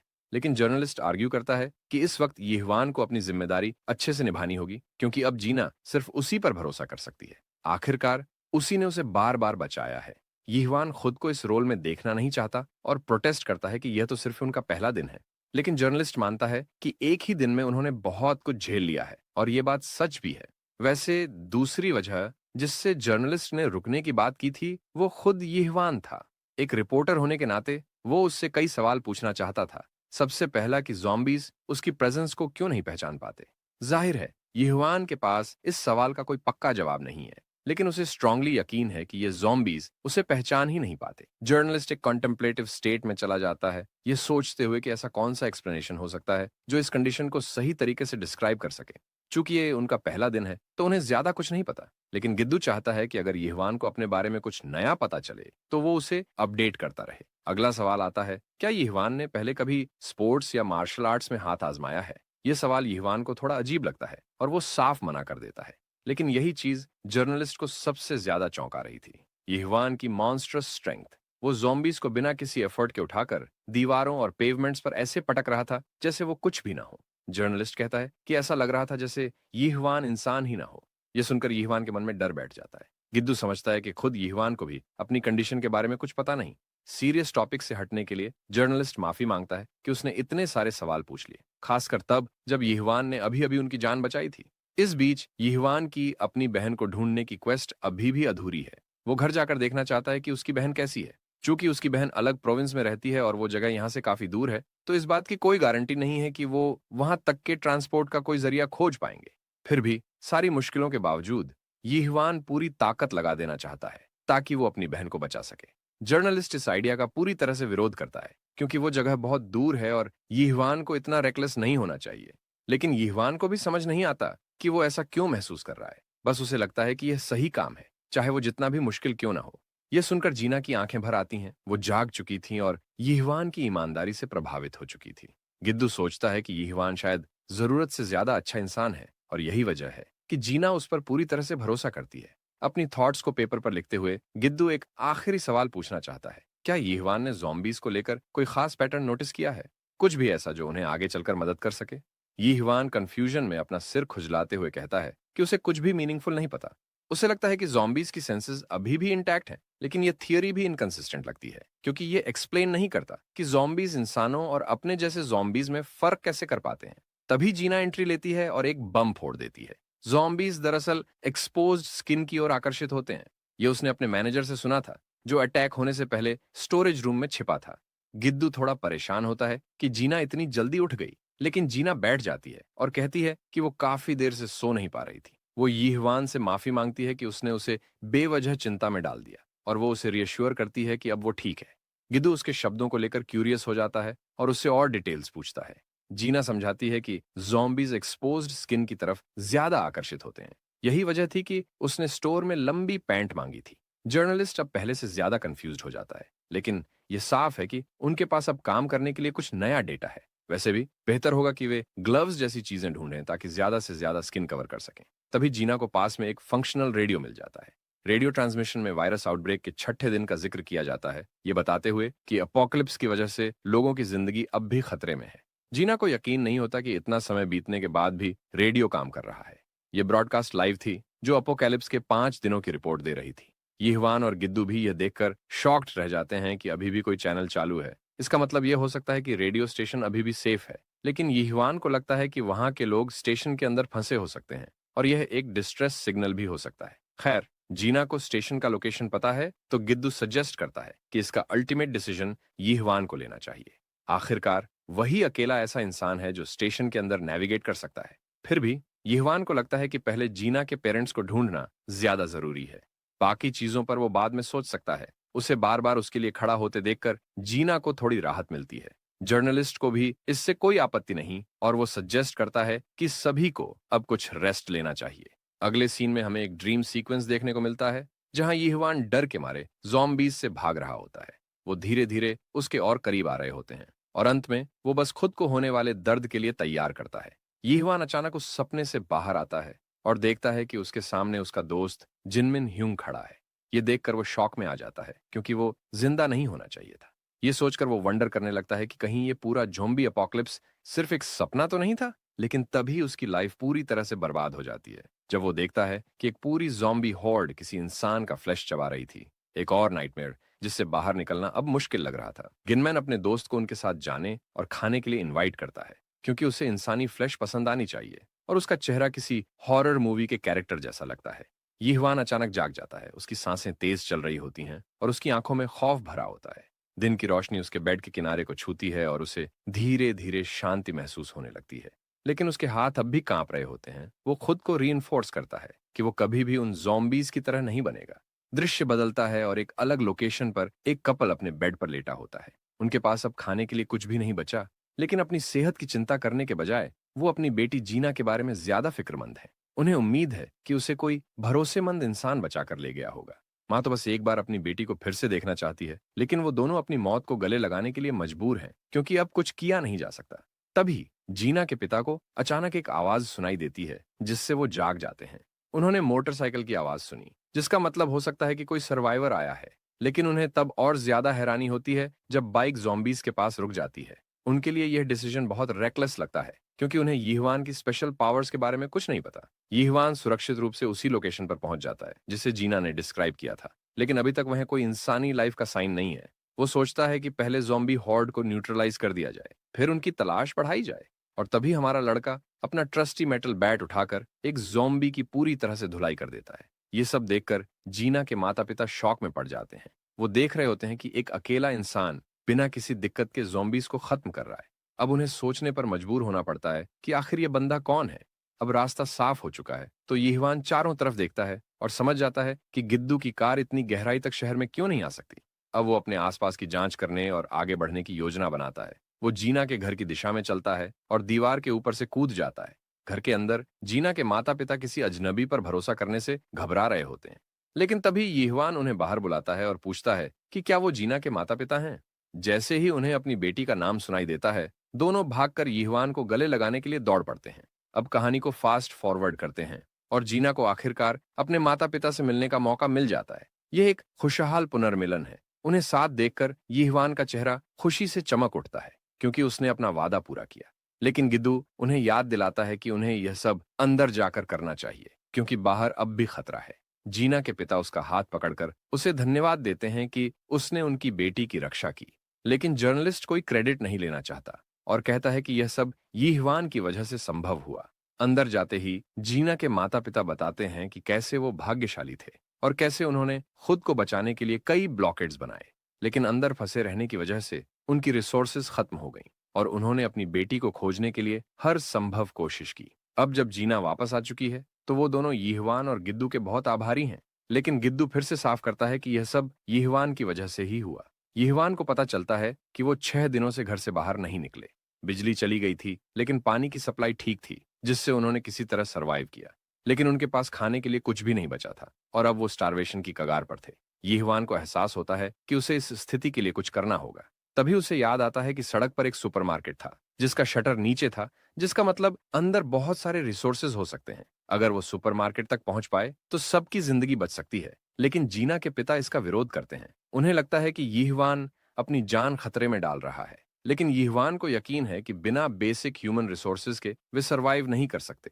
वे 2 दिन से भूखे हैं और वो बस यूं ही इसे नजरअंदाज नहीं कर सकता। गिद्दू भी सहमत होता है और कहता है कि उन्हें सर्वाइवल को प्रायोरिटी देना जरूरी है क्योंकि उन्हें कुछ भी हो सकता है। जीना के पिता हिम्मत जुटाकर मदद करने का फैसला करते हैं, लेकिन यीहवान उसे मना कर देता है। वो कहता है कि उन्हें पहले जीना की हालत पर ध्यान देना ज्यादा जरूरी है। यह सुनकर जीना के पिता इमोशनल हो जाते हैं। एक पिता की अपने परिवार के लिए चिंता से ज्यादा प्यारी चीज और क्या हो सकती है। यीहवान निकलने की तैयारी करता है और गिद्दू उसके साथ जाने का फैसला करता है ताकि वो खाने का इंतजाम कर सके। जीना की थ्योरी को ध्यान में रखते हुए गिद्दू पूरी तरह से खुद को कवर कर लेता है और वो यीहवान के लिए उपयोगी बनना चाहता है, बजाय इसके कि वो किसी बर्डन की तरह लगे। ये यीहवान के लिए अच्छी बात है क्योंकि अब उसके पास एक भरोसेमंद साथी है। वो दोनों जीना के परिवार को अलविदा कहते हैं और निकल पड़ते हैं। जीना का परिवार चिंतित होता है, लेकिन उसे यीहवान पर पूरा यकीन है। उसे पता है कि यीहवान हमेशा लौट कर आएगा। कुछ देर बाद सुपरमार्केट में दोनों लॉक तोड़कर शटर उठा देते हैं, जिससे उनके सामने वैल्यूएबल्स का एक अनछुआ स्टैश खुल जाता है। इस तरह के एपोकलिप्स में ऐसा सुपरमार्केट मिलना किसी चमत्कार से कम नहीं है।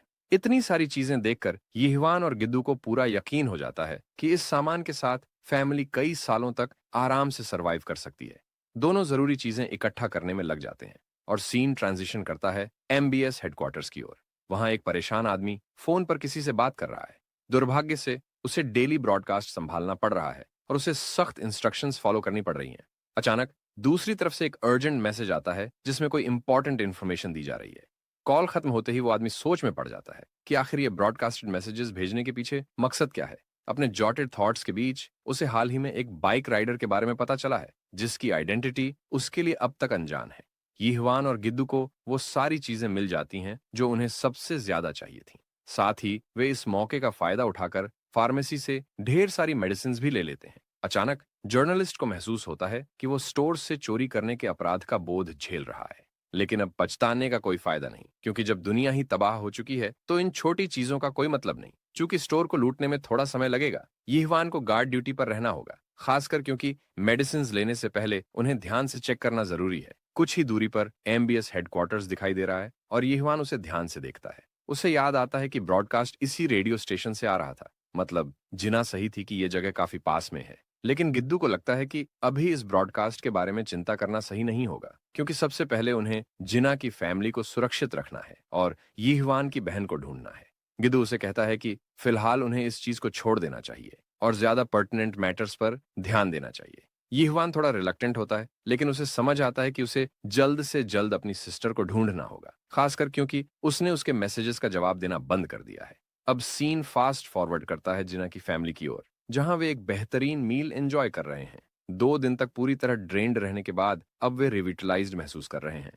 फैमिली बहुत आभारी है कि यीहवान ने उनके लिए इतना कुछ किया। ये सामान कम से कम अगले 6 महीनों तक उनके लिए पर्याप्त रहेगा। लेकिन दुर्भाग्य से यीहवान ज्यादा देर उनके साथ नहीं रुक सकता, क्योंकि उसे अपनी सिस्टर को ढूंढने जाना है। जिना की फैमिली इस बात को लेकर चिंतित हो जाती है और उसकी माँ उससे उसकी बहन के लोकेशन के बारे में पूछती है। खैर, उसकी बहन बहुत दूर रहती है और वहां पहुंचना आसान नहीं होगा।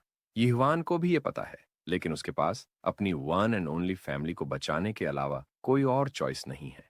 ये सुनकर जिना चुपचाप बैठ जाती है, क्योंकि वो उसके दर्द को समझ सकती है। लेकिन यीहवान के पास एक और रिक्वेस्ट है।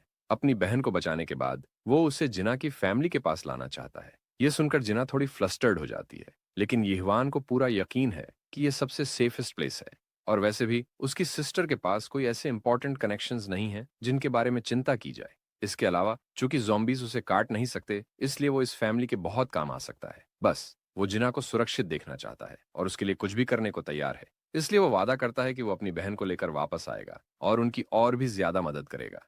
बेशक जिना की फैमिली इस रिक्वेस्ट को ठुकरा नहीं सकती, लेकिन एक बहुत बड़ा ऑब्जेक्शन जरूर है। जिना की फादर को लगता है कि यीहवान उसकी बेटी को उससे चुराने की कोशिश कर रहा है और इस पर उसे गुस्सा आ जाता है। यहां तक कि उसकी मॉम को भी यह एहसास हो जाता है, लेकिन वो ज्यादा सपोर्टिव लगती है। यकीन नहीं हो रहा कि लोग ज़ॉम्बी अपोकलिप्स के बीच ग्रैंड किड्स के बारे में सोच रहे हैं। रात में जब पावर नहीं होती तो उन्हें कैंडल्स की रोशनी में काम चलाना पड़ता है। यीहवान को पता चलता है कि जिना की पेरेंट्स गहरी नींद में सो चुके हैं। इस दौरान वो और गिद्दू अपनी नाइटली टॉक्स जारी रखते हैं। गिद्दू अपने दिमाग में हिसाब लगाता है कि उन्हें यांग यांग तक पहुंचने के लिए उन्हें कितनी फूड सप्लाई चाहिए होगी, खासकर 2 लोगों के लिए। यह सुनकर यीहवान उलझन में पड़ जाता है और जर्नलिस्ट मान लेता है कि वो उसके साथ जाने वाला है। यीहवान को यह रिडिकुलस लगता है कि कोई इतने सेफ लोकेशन को छोड़कर जाना चाहेगा, लेकिन गिद्दू को पूरी तरह रिस्क्स का अंदाजा है। असल में उसकी जॉब ही हमेशा से इसे रिस्की रही है। सच कहें तो वो यीहवान के बारे में और ज्यादा जानने के लिए मरा जा रहा है, और यही वजह है कि वो उसके साथ चिपका हुआ है। गिद्दू को यीहवान की बातें याद आती हैं, जब उसने बोल्डली कहा था कि वो अब से जर्नलिस्ट की बातों पर भरोसा करेगा, और गिद्दू प्रॉमिस करता है कि वो कभी भी यीहवान के ऊपर बोझ नहीं बनेगा। जर्नलिस्ट उसे भरोसा दिलाता है कि सब ठीक होगा। चूंकि उसने बहुत ट्रैवल किया है, उसे सेफ नेविगेशन के सारे तरीके पता है। यीहवान को भी इस पर कोई दिक्कत नहीं होती, तो जीना उन्हें उनके सफर के लिए एक और चीज देती है, वो रेडियो जो उसने बिल्डिंग से उठाया था। इससे आसपास की नई इंफॉर्मेशन मिल सकेगी। हालांकि गिद्दू इस पर थोड़ा संदेह करता है, लेकिन तभी यीहवान चौंक जाता है जब रेडियो अचानक एक नई ट्रांसमिशन पकड़ लेता है।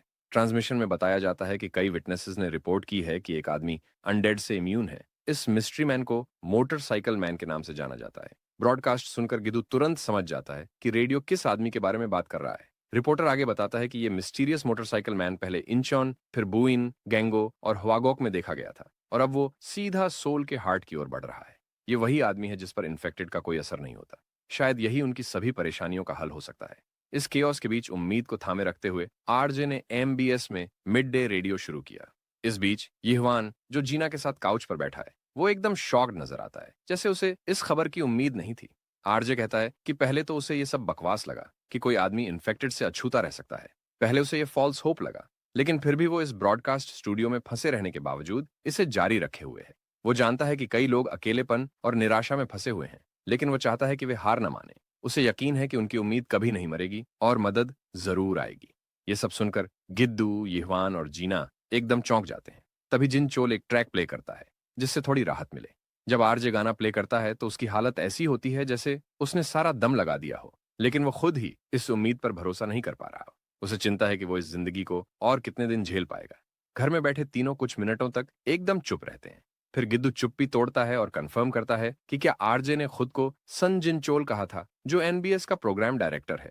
यीहवान तुरंत पूछता है कि क्या गिद्दू उसे जानता है। गिद्दू अपनी जेब में कुछ ढूंढता है और बड़बड़ाता है कि उसके पास जिनचोल का नंबर कहीं होना चाहिए।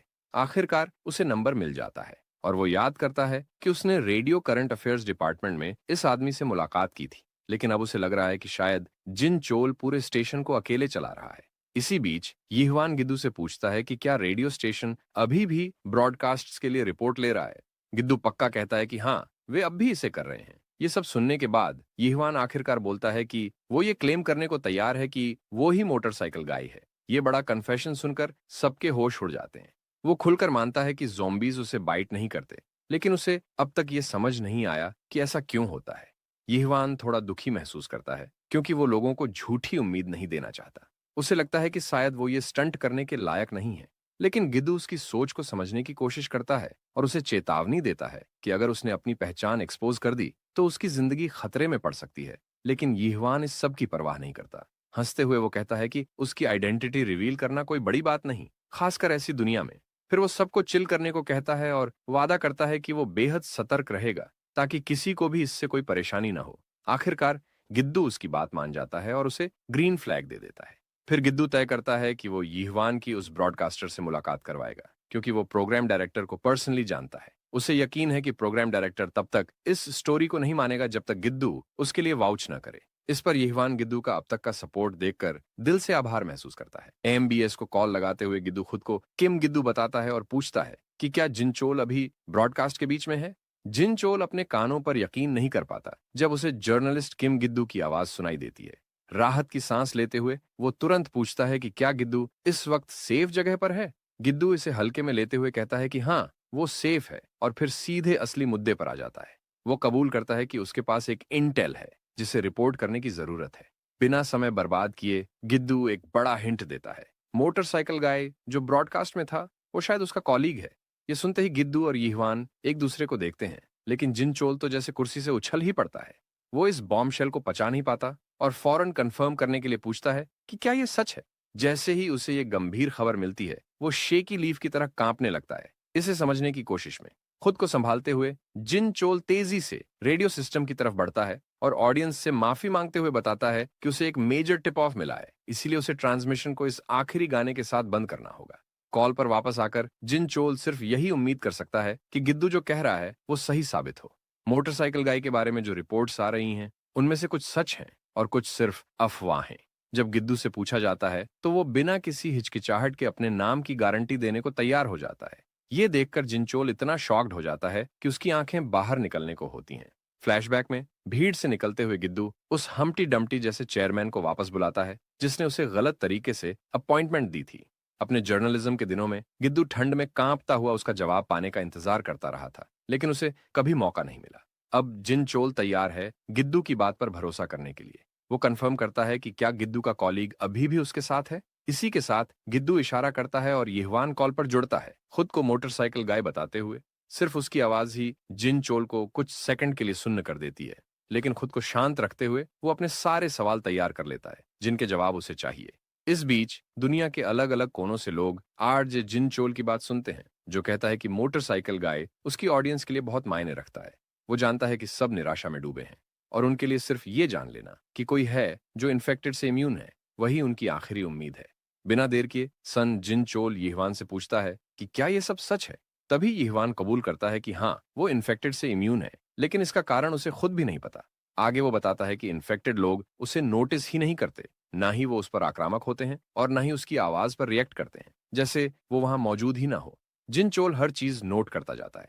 अचानक एक पॉज के बाद यीहवान कहता है कि वो अब भी वो उम्मीद नहीं है जो जिनचोल ढूंढ रहा है। हाँ, उसने इस एबिलिटी से कुछ लोगों की मदद की है, लेकिन उसकी भी कुछ लिमिट्स हैं। ये सुनकर जिनचोल सिर्फ वेरीफाइड इंटेल पास करने का फैसला करता है, भले ही गिद्दू ने उसके लिए वाउच किया हो। इसके अलावा वो प्रूफ मांगता है कि यीहवान सच में इन्फेक्टेड से इम्यूनिटी रखता है। यीहवान सीधे पूछता है कि क्या एमबीएस के आसपास इन्फेक्टेड भरे हुए हैं। ये सवाल सुनकर जिनचोल के रोंगटे खड़े हो जाते हैं, लेकिन यीहवान बिना झिझक कहता है कि वो खुद वहां आ रहा है इसी रात। जिनचोल को यकीन नहीं होता कि यीहवान इतनी गट्सी बातें कर रहा है। वो पूछता है कि क्या सच में वो अकेला आने वाला है। यीहवान की आंखों में दृढ़ निश्चय दिखता है। वो साफ साफ कहता है कि यही वो शर्त है जिससे जिनचोल उसकी कहानी पर भरोसा करेगा। वो इसके लिए जोखिम उठाने को तैयार है।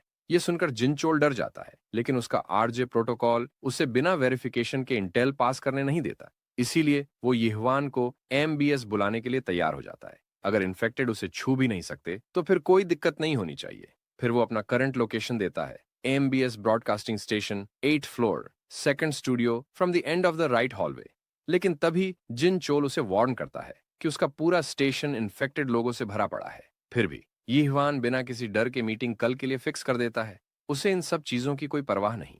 इसके बाद जिन चोल फिर से जर्नलिस्ट गिद्दू से बात करता है और कहता है कि उसने कभी नहीं सोचा था कि इन हालातों में उसकी आवाज सुनने को मिलेगी। इसीलिए वो चाहता है कि गिद्दू अपना ध्यान रखे। प्रोग्राम डायरेक्टर की चिंता कम करने के लिए गिद्दू उसे भरोसा दिलाता है कि वो जल्द ही उसे ढूंढ लेंगे। और इसी के साथ कॉल खत्म हो जाती है। लेकिन वो अब भी सोच रहा होता है कि इन्फेक्टेड लोग को तो यीहवान की मौजूदगी का एहसास तक नहीं होता। ऊपर से वो पूरी तरह उनके असर से इम्यून भी है। चाहे कुछ भी हो जाए, ये उसे काटेंगे नहीं। ये सारी बातें इस बंदे के लिए समझना मुश्किल हो रहा था। लेकिन जिन चोल का दिमाग इस सोच में पड़ जाता है कि अगर ये सब सच हुआ तो।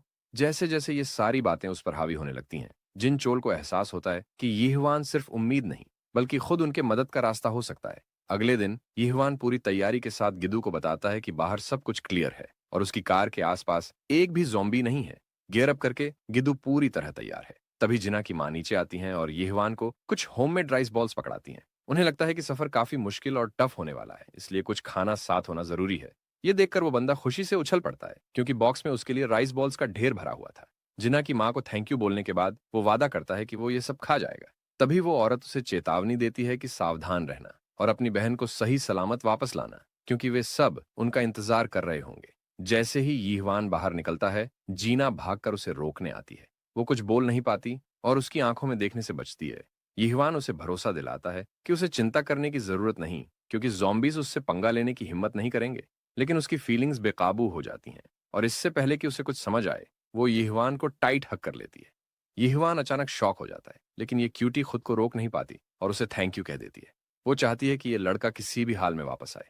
यीहवान, जो टमाटर की तरह लाल हो गया था, उसे कहता है कि चिंता मत करो, वो जरूर सही सलामत लौटेगा। इसी बीच जीना के बाप को पूरा माहौल इरिटेटिंग लगने लगता है और वो इस रोमांटिक सीन को अनदेखा करते हुए बड़बड़ाने लगता है कि डेटिंग तो ठीक है, लेकिन शादी के लिए इतनी जल्दी क्यों। उसकी इस बेवकूफी भरी बात पर दोनों गुस्से में बुरी शक्लें बनाते हैं।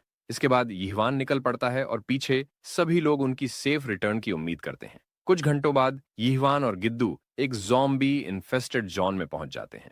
गिद्दू को कार में सेफ रखकर यीहवान अपने बैट के साथ उन ब्रेनलेस मॉन्स्टर्स को अच्छे खासे हिट्स देता है। एक ही सैवेज हिट से कई ज़ॉम्बीज का ध्यान उसकी तरफ चला जाता है। बारीकी से देखकर यीहवान अंदाजा लगाता है कि अगर ये स्वार्म खत्म नहीं किया तो ये जगह और भी ज्यादा खतरनाक हो जाएगी, खासकर तब जब उन्हें कोई शेल्टर ढूंढना होगा। गिद्दू को उसकी बात समझ आती है, इसलिए वो उसे इस टास्क को हैंडल करने देता है। हालांकि यीहवान को भी पता था कि ये कोई आसान काम नहीं है, लेकिन अब उसके पास और कोई चॉइस नहीं बची। बैट को कसकर पकड़ते हुए वो उन ब्रेनलेस आर्मी को चेतावनी देता है कि उसे हर हाल में इस रास्ते से निकलना ही होगा। इस दौरान बिल्डिंग के अंदर जिन चोल कमजोर होकर बेहोश होने की कगार पर था। कोने में पड़ा हुआ उसे लगता है कि उसका शरीर अब पूरी तरह जवाब दे रहा है। न खाने को कुछ बचा है और न ही पीने को। उसकी सारी सप्लाई कब की खत्म हो चुकी थी। अब उसके पास बस मरने का इंतजार करने के अलावा कोई चारा नहीं था। अपनी हालत देखकर वो सोचता है कि आज की ब्रॉडकास्ट तो नामुमकिन है। फिर भी उसे इस बात का अफसोस होता है कि उसने कल की ब्रॉडकास्ट में कोई फेयरवेल मैसेज नहीं दिया। काश उसे पता होता कि चीजें इतनी खराब होने वाली हैं। इसी बीच जिन चोल का फोन अचानक रिंग करने लगता है। ये उसका साथी जर्नलिस्ट किम गिद्दू था। बिना वक्त गवाए वो तुरंत फोन उठाता है। स्पीकर से चिंतित आवाज आती है और गिद्दू पूछता है कि जिन चोल अभी तक ठीक है या नहीं। जिन चोल तुरंत जवाब देता है कि फिलहाल वो ठीक है। ये सुनकर गिद्दू राहत की सांस लेता है और वो उसे रुकने के लिए कहता है, क्योंकि वे ज्यादा दूर नहीं है। ये सुनते ही जिन चोल का दिल जोरों से धड़कने लगता है। वो घबराकर पूछता है कि वे लोग अभी कहाँ हैं। गिद्दू बिना हड़बड़ाए बताता है कि वे MBS की बिल्डिंग तक पहुंच चुके हैं। ये सुनकर जिनचोल सुन्न हो जाता है। उसे यकीन नहीं हो रहा कि वो लोग सच में वहां पहुंच गए हैं। लेकिन वो उन्हें चेतावनी देता है कि बिल्डिंग का एंट्रेंस पूरी तरह ज़ॉम्बीज से भरा हुआ है, जिससे अंदर जाना नामुमकिन है। गिद्दू उसकी टेंशन कम करने के लिए वीडियो कॉल ऑन कर देता है। स्क्रीन पर जो नजारा सामने आता है उसे देखकर जिनचोल दंग रह जाता है। वो मोटरसाइकिल वाले आदमी को ज़ॉम्बीज को बेरहमी से उड़ा फेंकते हुए देखता है। यीहवान अपने बैट से उन्हें इतनी जोरदार टक्कर देता है कि रास्ता खुद ब खुद साफ हो जाता है। गिद्दू बताता है कि अगर वो बाहर निकला तो 1 सेकंड में मर जाएगा, लेकिन यीहवान के लिए ये सब कुछ भी नहीं है। सन जिनचोल खुद इस नजारे का गवाह बनता है। वो पहली बार किसी को देखता है जो ज़ॉम्बीज के लिए टारगेट नहीं है। उसका कांटा न जाना ही उसे आशा की किरण बना देता है। सारे ज़ॉम्बीज को खत्म करने के बाद यीहवान थोड़ी देर के लिए खो जाता है। उसके दिमाग में सिर्फ वही ख्याल घूमता है कि उसने कितने लोगों को मार गिराया। लेकिन एक गहरी सांस लेने के बाद वो गिद्दू को इशारा करता है कि वो अब बाहर आ सकता है। गिद्दू पहले तो यकीन नहीं करता, लेकिन फिर वो बाहर निकलता है, ये मानते हुए कि सब कुछ सही है। यीहवान देखता है कि वहां एक पुलिस शील्ड पड़ी है, जो बिल्कुल बेकार पड़ी थी। वो उसे उठाकर गिद्दू को देता है और कहता है कि ये आगे चलकर बहुत काम आएगी। गिद्दू भी इससे पूरी तरह सहमत होता है। आगे बढ़ते हुए यीहवान को यकीन है कि अंदर और भी ब्रेनलेस ज़ॉम्बीज़ होंगे। इसीलिए वो गिद्दू को सलाह देता है कि अगर उसे जिंदा रहना है तो उसे बस उसके पास ही रहना होगा।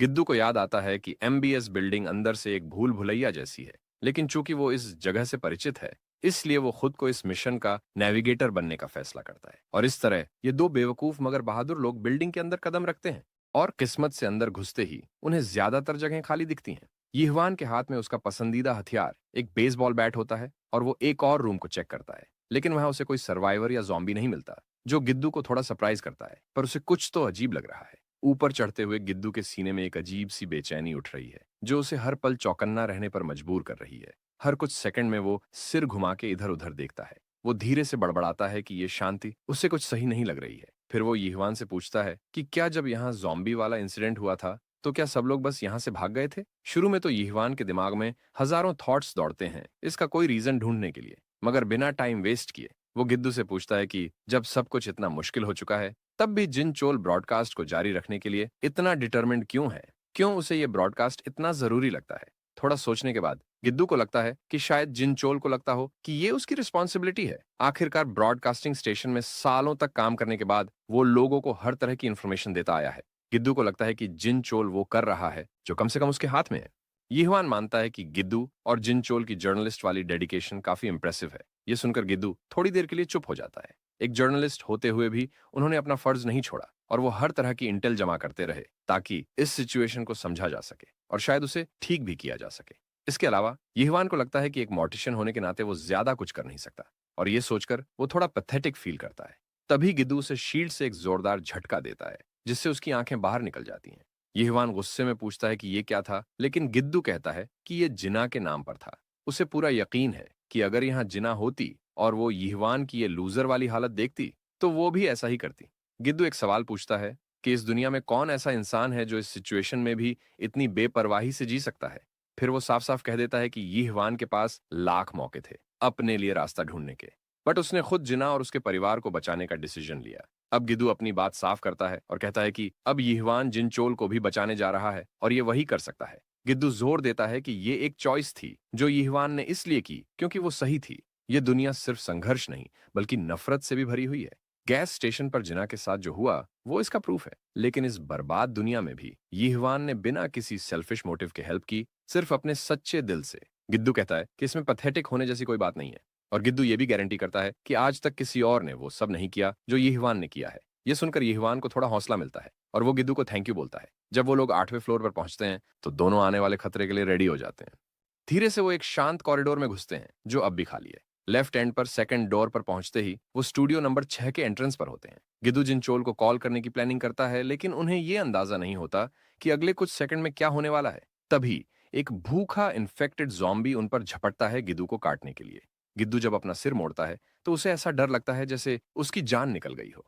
ठीक उसी टाइम पर यीहवान उसे खींच लेता है, लेकिन बदकिस्मती से, गलती से जॉम्बी उसी को काट लेता है। पैनिक में गिद्दू चीखता है। वो यीहवान के लिए बहुत परेशान हो जाता है क्योंकि उसे जॉम्बी ने काट लिया था। फिर भी यीहवान एक जोरदार हमला करके जॉम्बी को दूर फेंक देता है, लेकिन वो अब भी शॉक में है। उसे यकीन नहीं हो रहा कि उसे काट लिया गया है। गिद्दू ऑलमोस्ट पागल सा हो गया है। यीहवान खुद भी नहीं जानता अब आगे क्या होगा। क्या वो भी अब जॉम्बी में बदल जाएगा? लेकिन फिर वो गिद्दू से पूछता है कि क्या उसके पास अभी भी वो गन है।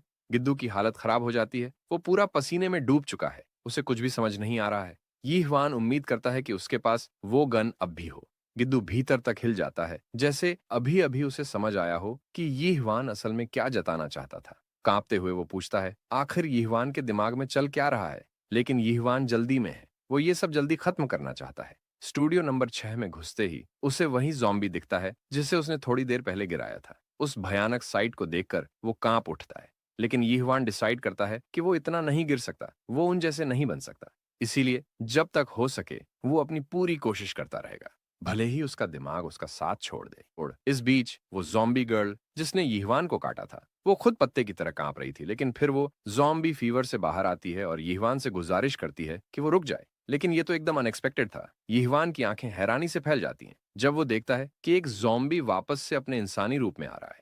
यीहवान इस चमत्कार के सामने खड़ा है, जबकि गिद्दू बाहर से ये सब देख रहा है। आंखों में आंसू लिए वो औरत यीहवान से विनती करती है कि वो उसे बचा ले।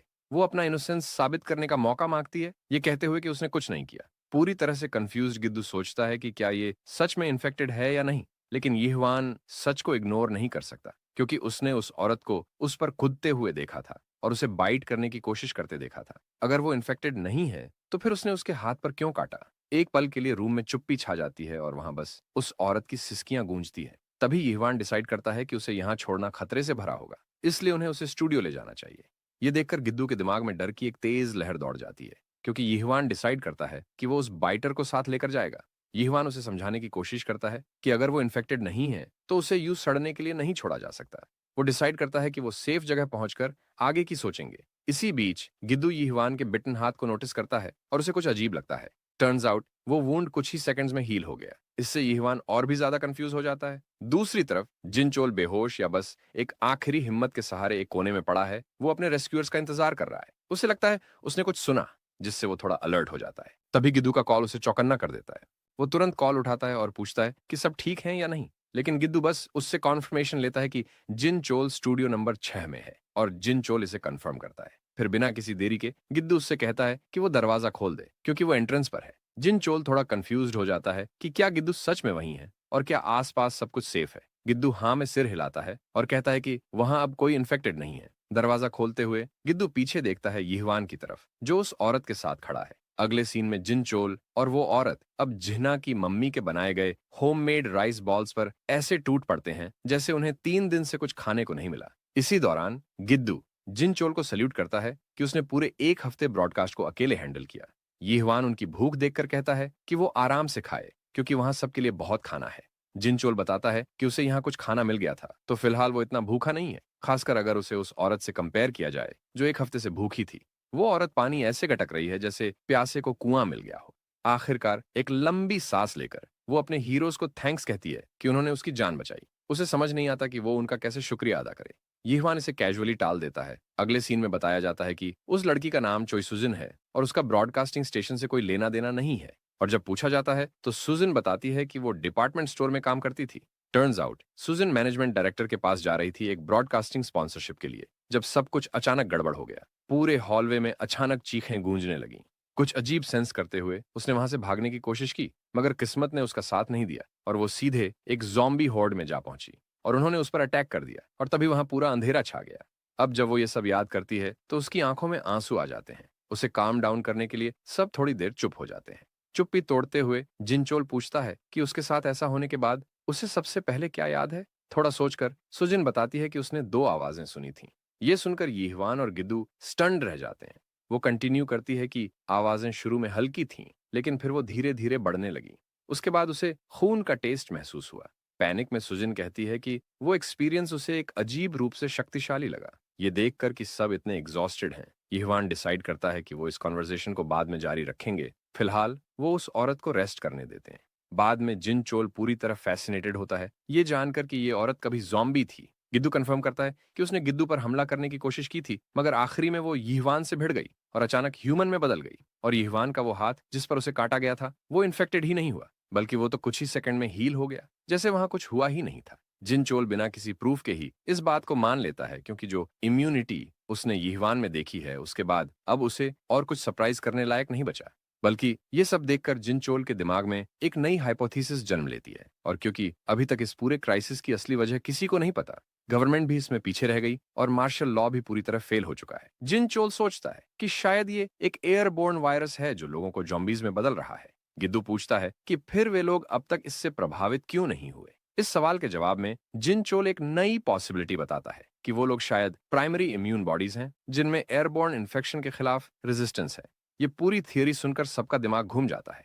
भले ही उनकी इम्यूनिटी सिर्फ एयरबोर्न इन्फेक्शन तक लिमिटेड हो, फिर भी ब्लड या सलाइवा जैसे मीडियम से इन्फेक्शन आसानी से फैल सकता है, जैसे किसी का बाइट।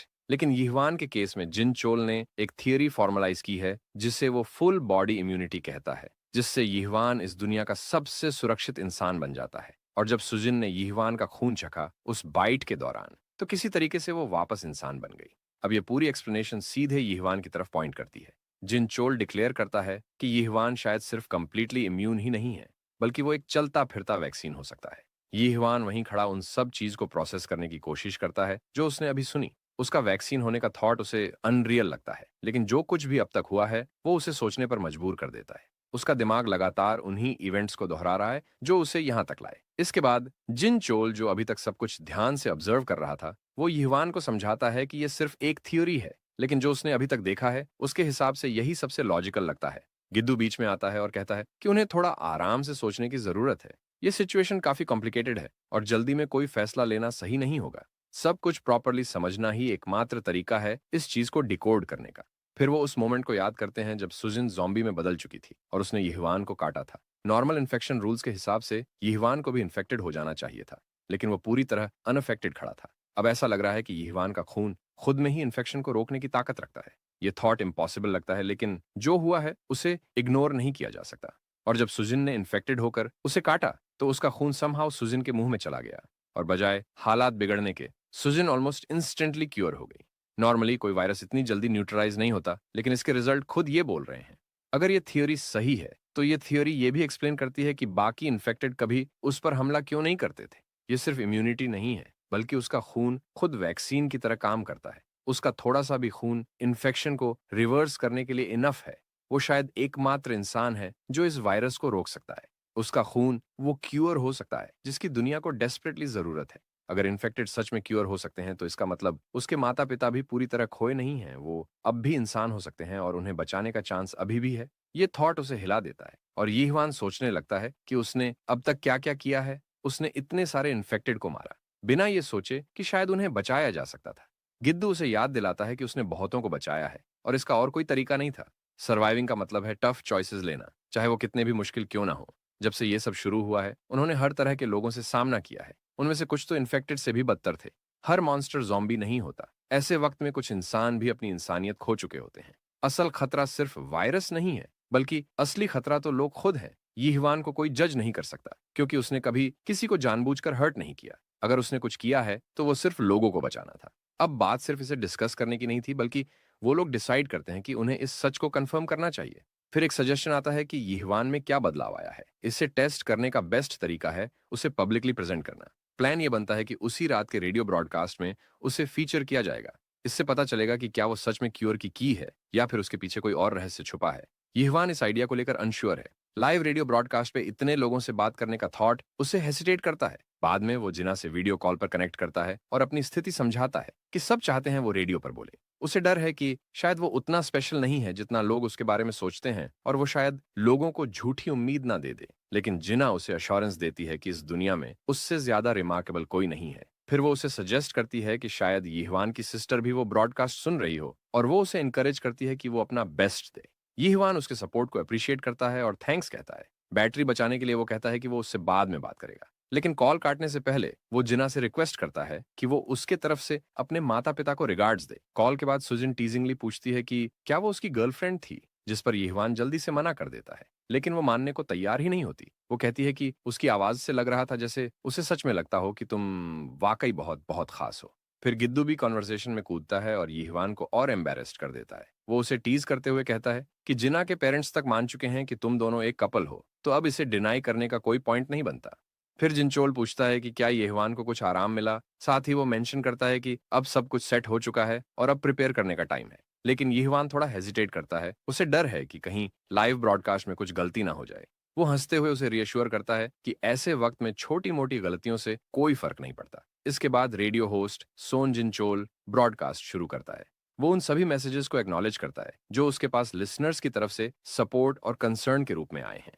इंटरनेट और बिजली की कमी के बावजूद लोग कनेक्ट करने की कोशिश कर रहे हैं, और वो इसके लिए अपना ग्रैटिट्यूड एक्सप्रेस करता है। इस बार कुछ खास देने के लिए वो अनाउंस करता है एक स्पेशल गेस्ट को। फिर वो इंट्रोड्यूस करता है उस इंसान को जिसके बारे में सबसे ज्यादा क्यूरियोसिटी है, जिसने इन अंधेरे समयों में लोगों को उम्मीद दी है। वो रहस्यमयी इंसान जिसे सब मोटरसाइकिल मैन के नाम से जानते हैं, कांग यीहवान, अब फाइनली लाइव है। इसके बाद होस्ट यीहवान से कहता है कि वो खुद को इंट्रोड्यूस करे। यीहवान नर्वस है लेकिन डिटर्मिन्ड भी। थोड़ी देर हेजिटेशन के बाद वो अपना नाम और एज बताता है। साथ ही ये भी रिवील करता है कि वो एक फ्यूनरल मॉर्टिशियन के तौर पर काम करता है। होस्ट फिर बताता है कि उन्हें यीहवान के बारे में कई रिपोर्ट्स मिली हैं और भले ही कुछ डिटेल्स को वेरीफाई करना अभी बाकी है, लेकिन एक सवाल सबसे जरूरी है कि क्या ये सच है कि इन्फेक्टेड लोग उस पर हमला नहीं करते। थोड़ी देर रुककर यीहवान कंफर्म करता है कि ये रिपोर्ट्स सही हैं। वो एक्सप्लेन करता है कि इन्फेक्टेड न तो उसे काटते हैं और न ही उस पर हमला करते हैं, वो जैसे उसकी मौजूदगी को इग्नोर कर देते हैं। होस्ट मानता है कि यह सिर्फ सुनकर यकीन करना मुश्किल है और शुरुआत में उसे भी यकीन नहीं हुआ था, लेकिन जब उसने खुद कई बार इसे विटनेस किया है तो अब वो सच को डिनाई नहीं कर सकता। होस्ट फिर बताता है कि कुछ रिपोर्ट्स में कहा गया है कि यीहवान ईस्ट की तरफ ट्रैवल कर रहा है और वो पूछता है कि क्या उसका कोई स्पेसिफिक डेस्टिनेशन है। यीहवान कंफर्म करता है कि हाँ, वो यंग यंग जा रहा है जो गंगन प्रोविंस में है, जहां उसका परिवार है, और उसे उम्मीद है कि वो वहां पहुंचकर उनसे दोबारा मिल पाएगा, चाहे रास्ता जितना भी खतरनाक क्यों ना हो। होस्ट मानता है कि यंग यंग काफी दूर है और वो सोचता है कि शायद वहां से कोई लिसनर उन्हें सुन रहा हो। अचानक सू नाम की जगह से एक लिसनर का रिपोर्ट आता है। ये अनएक्सपेक्टेड मैसेज सबका ध्यान खींच लेता है। होस्ट रिवील करता है कि वो लिसनर भी यंग यंग से इवैक्यूएटेड होकर सू आया है। उसके अनुसार मिलिट्री पहले ही यंग यंग से गुजर चुकी है और उन्होंने वहां कुछ भी नहीं छोड़ा। यीहवान इस न्यूज को सुनकर उसे प्रोसेस करने की कोशिश करता है और उसे लगने लगता है कि शायद उसकी पूरी जर्नी बेकार चली गई और उसके परिवार का फ्यूचर अब भी अनसर्टन है। यीहवान इस पॉसिबिलिटी को प्रोसेस करने की कोशिश कर रहा है कि शायद यंग यंग अब पूरी तरह खत्म हो चुका है। गिद्दू भी उतना ही शॉक्ड होकर पूछता है कि क्या मिलिट्री ने सच में पूरा इलाका तबाह कर दिया। होस्ट तब क्लैरिफिकेशन देने के लिए बात में घुसता है। वो एक्सप्लेन करता है कि उनके पास जो रिपोर्ट्स है उनके अनुसार मिलिट्री ने यंग यंग में एक्शन लिया था, लेकिन उन्होंने कुछ नहीं छोड़ा वाली बात अभी भी अनक्लियर है। इसका मतलब यह भी हो सकता है कि वहां कोई सर्वाइवर नहीं बचा या फिर वहां से सिर्फ इन्फेक्टेड लोग ही एलिमिनेट किए गए हैं। इस अनसर्टेनिटी की वजह से यीहवान एंग्जाइटी में है। उसे समझ नहीं आ रहा कि उसका परिवार अब भी जिंदा है या फिर वो सिर्फ एक इल्यूजन के पीछे भाग रहा है। होस्ट फिर एम्फसाइज करता है कि पहले इन क्लेम्स को वेरीफाई करना जरूरी है, उन्हें सीधा असम्पशंस पर नहीं जाना चाहिए। यंग यंग की सिचुएशन के बारे में और भी डिटेल्स अगर मिलें तो चीजें साफ हो सकती हैं। मगर फिर प्रोड्यूसर कंफर्म करता है कि जब क्राइसिस शुरू हुआ था तब मिलिट्री ने तुरंत मार्शल लॉ डिक्लेयर किया था, लेकिन उसके बाद से उनकी मूवमेंट्स काफी लिमिटेड हो चुकी हैं। रिपोर्ट्स के मुताबिक वो अब मेट्रोपॉलिटन एरिया से तेजी से पीछे हट रहे हैं, जिसकी वजह से डिसऑर्डर और ज्यादा फैल रहा है। लेकिन यंग यंग का केस थोड़ा अलग लगता है। शायद वहां कुछ अनयूजुअल हुआ होगा जो बाकी देश से अलग है। होस्ट सजेस्ट करता है कि हो सकता है मिलिट्री ने वहां से सर्वाइवर्स को इवैक्यूएट करके उन्हें कहीं और सेफ जगह पहुंचा दिया हो, और वो यीहवान को एनकरेज करता है कि वो उम्मीद मत छोड़े। इसके बाद यीहवान अपनी सिस्टर की यादों में खो जाता है। उसे याद है कि बचपन से ही उसकी बहन को रेडियो सुनना कितना पसंद था। वो दोनों हमेशा साथ में रेडियो सुनते थे, जिससे उनके घर में थोड़ी लाइफ और वार्मथ आ जाती थी। अगर उसकी सिस्टर सेफ है तो कोई शक नहीं कि वो ये ब्रॉडकास्ट अभी सुन रही होगी, जैसे वो हमेशा सुना करती थी, इससे पहले कि सब कुछ बदल गया। यीहवान अब भी डिटरमाइंड है। वो कहता है कि चाहे यंग यंग में कुछ भी हुआ हो, उससे उसका गोल नहीं बदलेगा। वो वहां जाएगा अपनी बहन को ढूंढने, और अगर वो ये ब्रॉडकास्ट सुन रही है तो वो चाहता है कि वो स्ट्रांग बनी रहे, वो थोड़ा और इंतजार करे। वो उससे वादा करता है कि वो जरूर आएगा, चाहे कुछ भी हो जाए।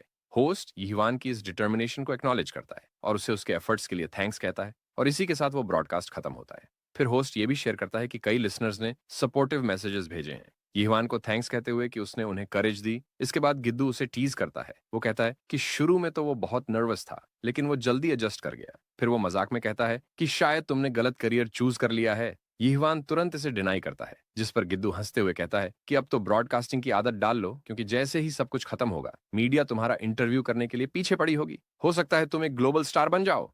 इसके बाद सुजिन थोड़ा हेजिटेट करती है एक सवाल पूछने से पहले, लेकिन जिन चोल उसे एनकरेज करता है कि वो बोले। वो पूछती है कि उसने ब्रॉडकास्ट के दौरान क्योर का जिक्र क्यों नहीं किया। वो मानती है कि अगर लिसनर्स को इसका पता चलता तो उन्हें थोड़ी उम्मीद मिल सकती थी। होस्ट एडमिट करता है कि उसने ये बात जानबूझकर नहीं बताई, वो भी यीहवान की भलाई के लिए। अगर लोगों को पता चलता कि उसका ब्लड इन्फेक्टेड को हील कर सकता है तो वो उसे हीरो या सेवियर की तरह देखने लगते। सुनने में तो ये काफी अच्छा लगता है, लेकिन असल में ये इतना सिंपल नहीं होता। इतनी बड़ी बात का वेट बहुत सारे अनएक्सपेक्टेड कॉन्सिक्वेंसेस ला सकता है, ऐसे कॉन्सिक्वेंसेस जिनके लिए शायद यीहवान तैयार नहीं है। होस्ट और आगे एक्सप्लेन करता है कि अगर यीहवान के ब्लड की सच्चाई फैल गई तो लोग उसे सिर्फ हीरो नहीं बल्कि एक रिसोर्स की तरह देखने लगेंगे।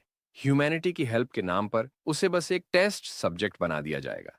गिद्दू भी इस बात से अग्री करता है। वो भी यही कहता है कि युवान को ये सीक्रेट छुपा कर रखना चाहिए। इस वक्त मिलिट्री या गवर्नमेंट पर ट्रस्ट करना कोई ऑप्शन नहीं है। उसकी प्रायोरिटी सिर्फ एक होनी चाहिए और वो है अपनी बहन को बचाना। युवान ये बात समझता है और स्टेशन छोड़ने से पहले ब्रॉडकास्टिंग स्टेशन को अच्छे से चेक करने का फैसला करता है।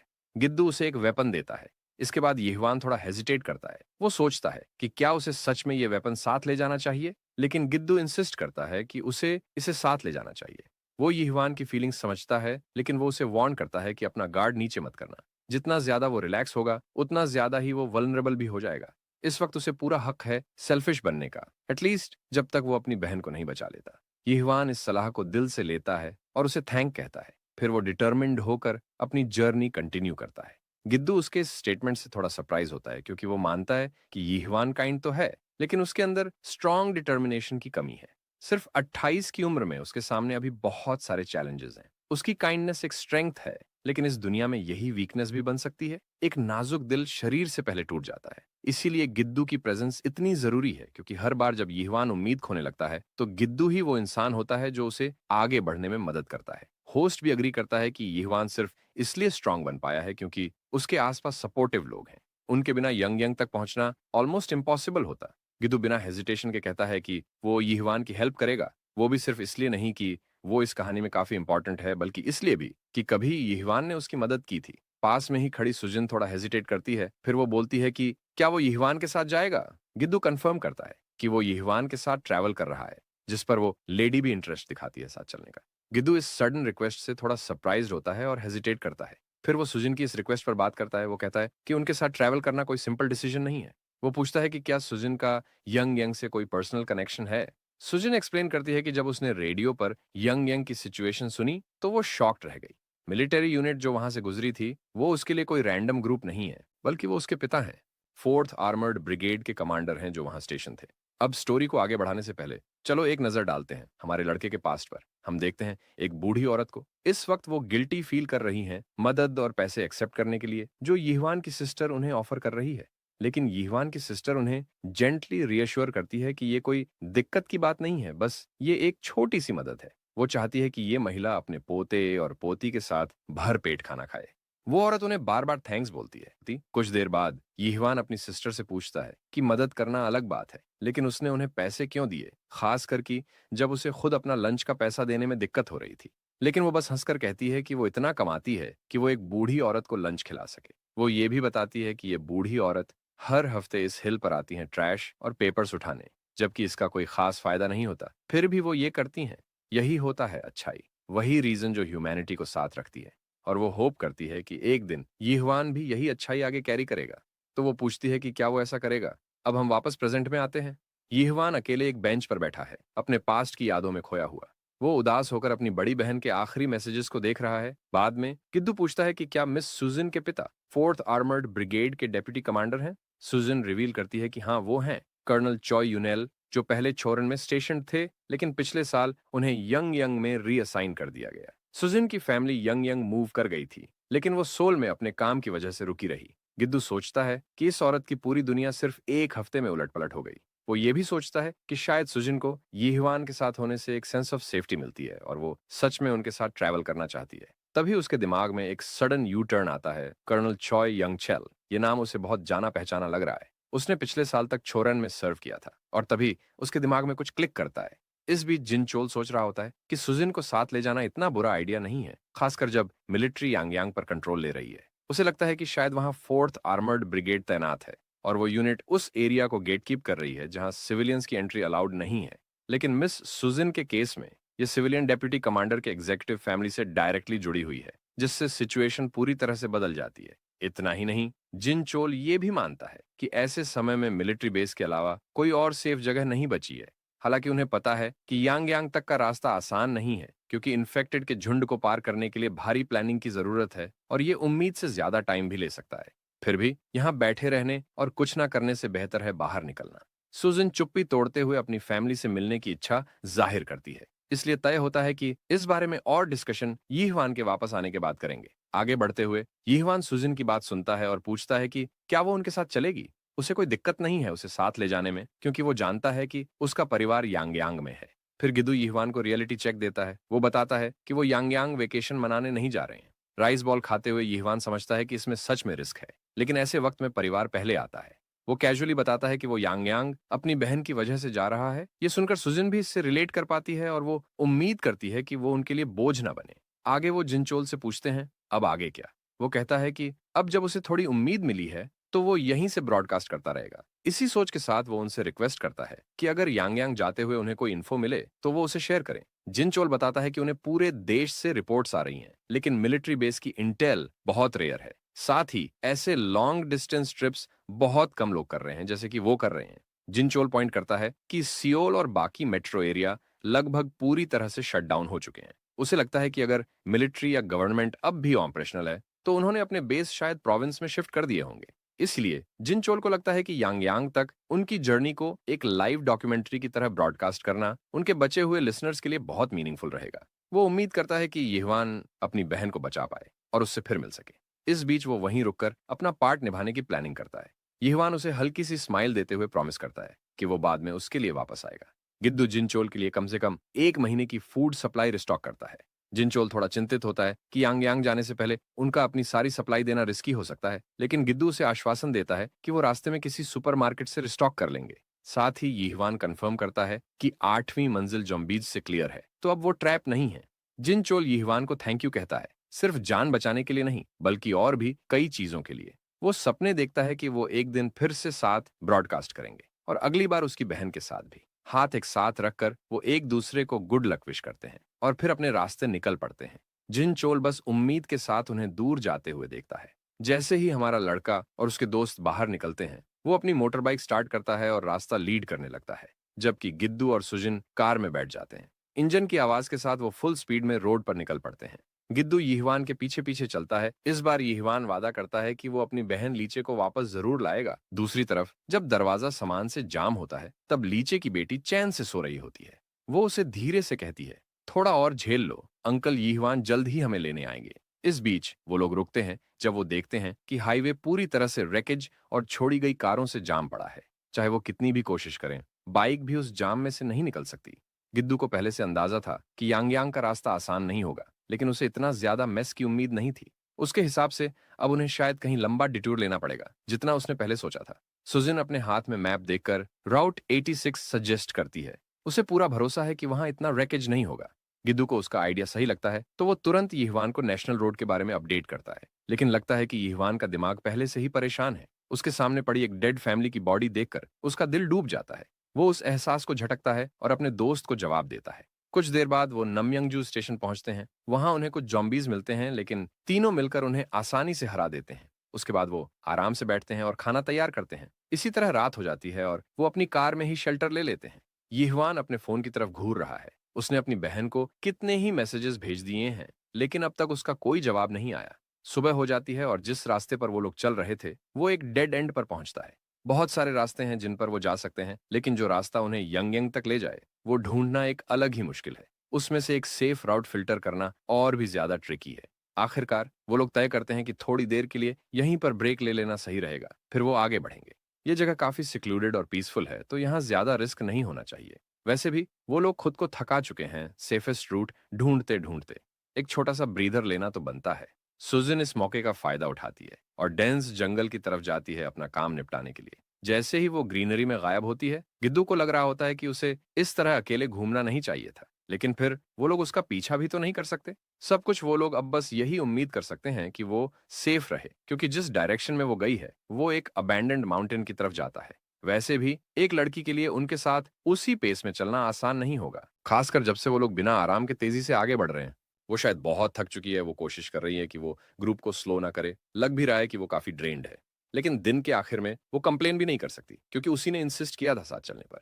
काश यीवान को कहा जा सकता कि वो गार्ड पर खड़ा रहे जब तक वो अपना काम निपटा रही है, पर ऐसा हो नहीं सकता। उसका सबसे बड़ा डर तब सच हो जाता है जब एक फुली इक्विप्ड लड़का अचानक उसके पीछे खड़ा होता है। उसके गन का बैरल सीधा उस पर पॉइंटेड है। उसका चीखना पूरे जंगल में गूंज जाता है, इतना तेज कि गिद्दू और यीवान तुरंत अलर्ट हो जाते हैं। यीवान 1 सेकंड की भी देर नहीं करता और उस चीख की डायरेक्शन में बिजली की तरह दौड़ता है। वो उसका नाम चिल्लाता है जवाब की उम्मीद में, और तभी उसे वही सोल्जर जैसे दिखने वाला लड़का दिखता है जिसने सुजिन को डरा रखा है।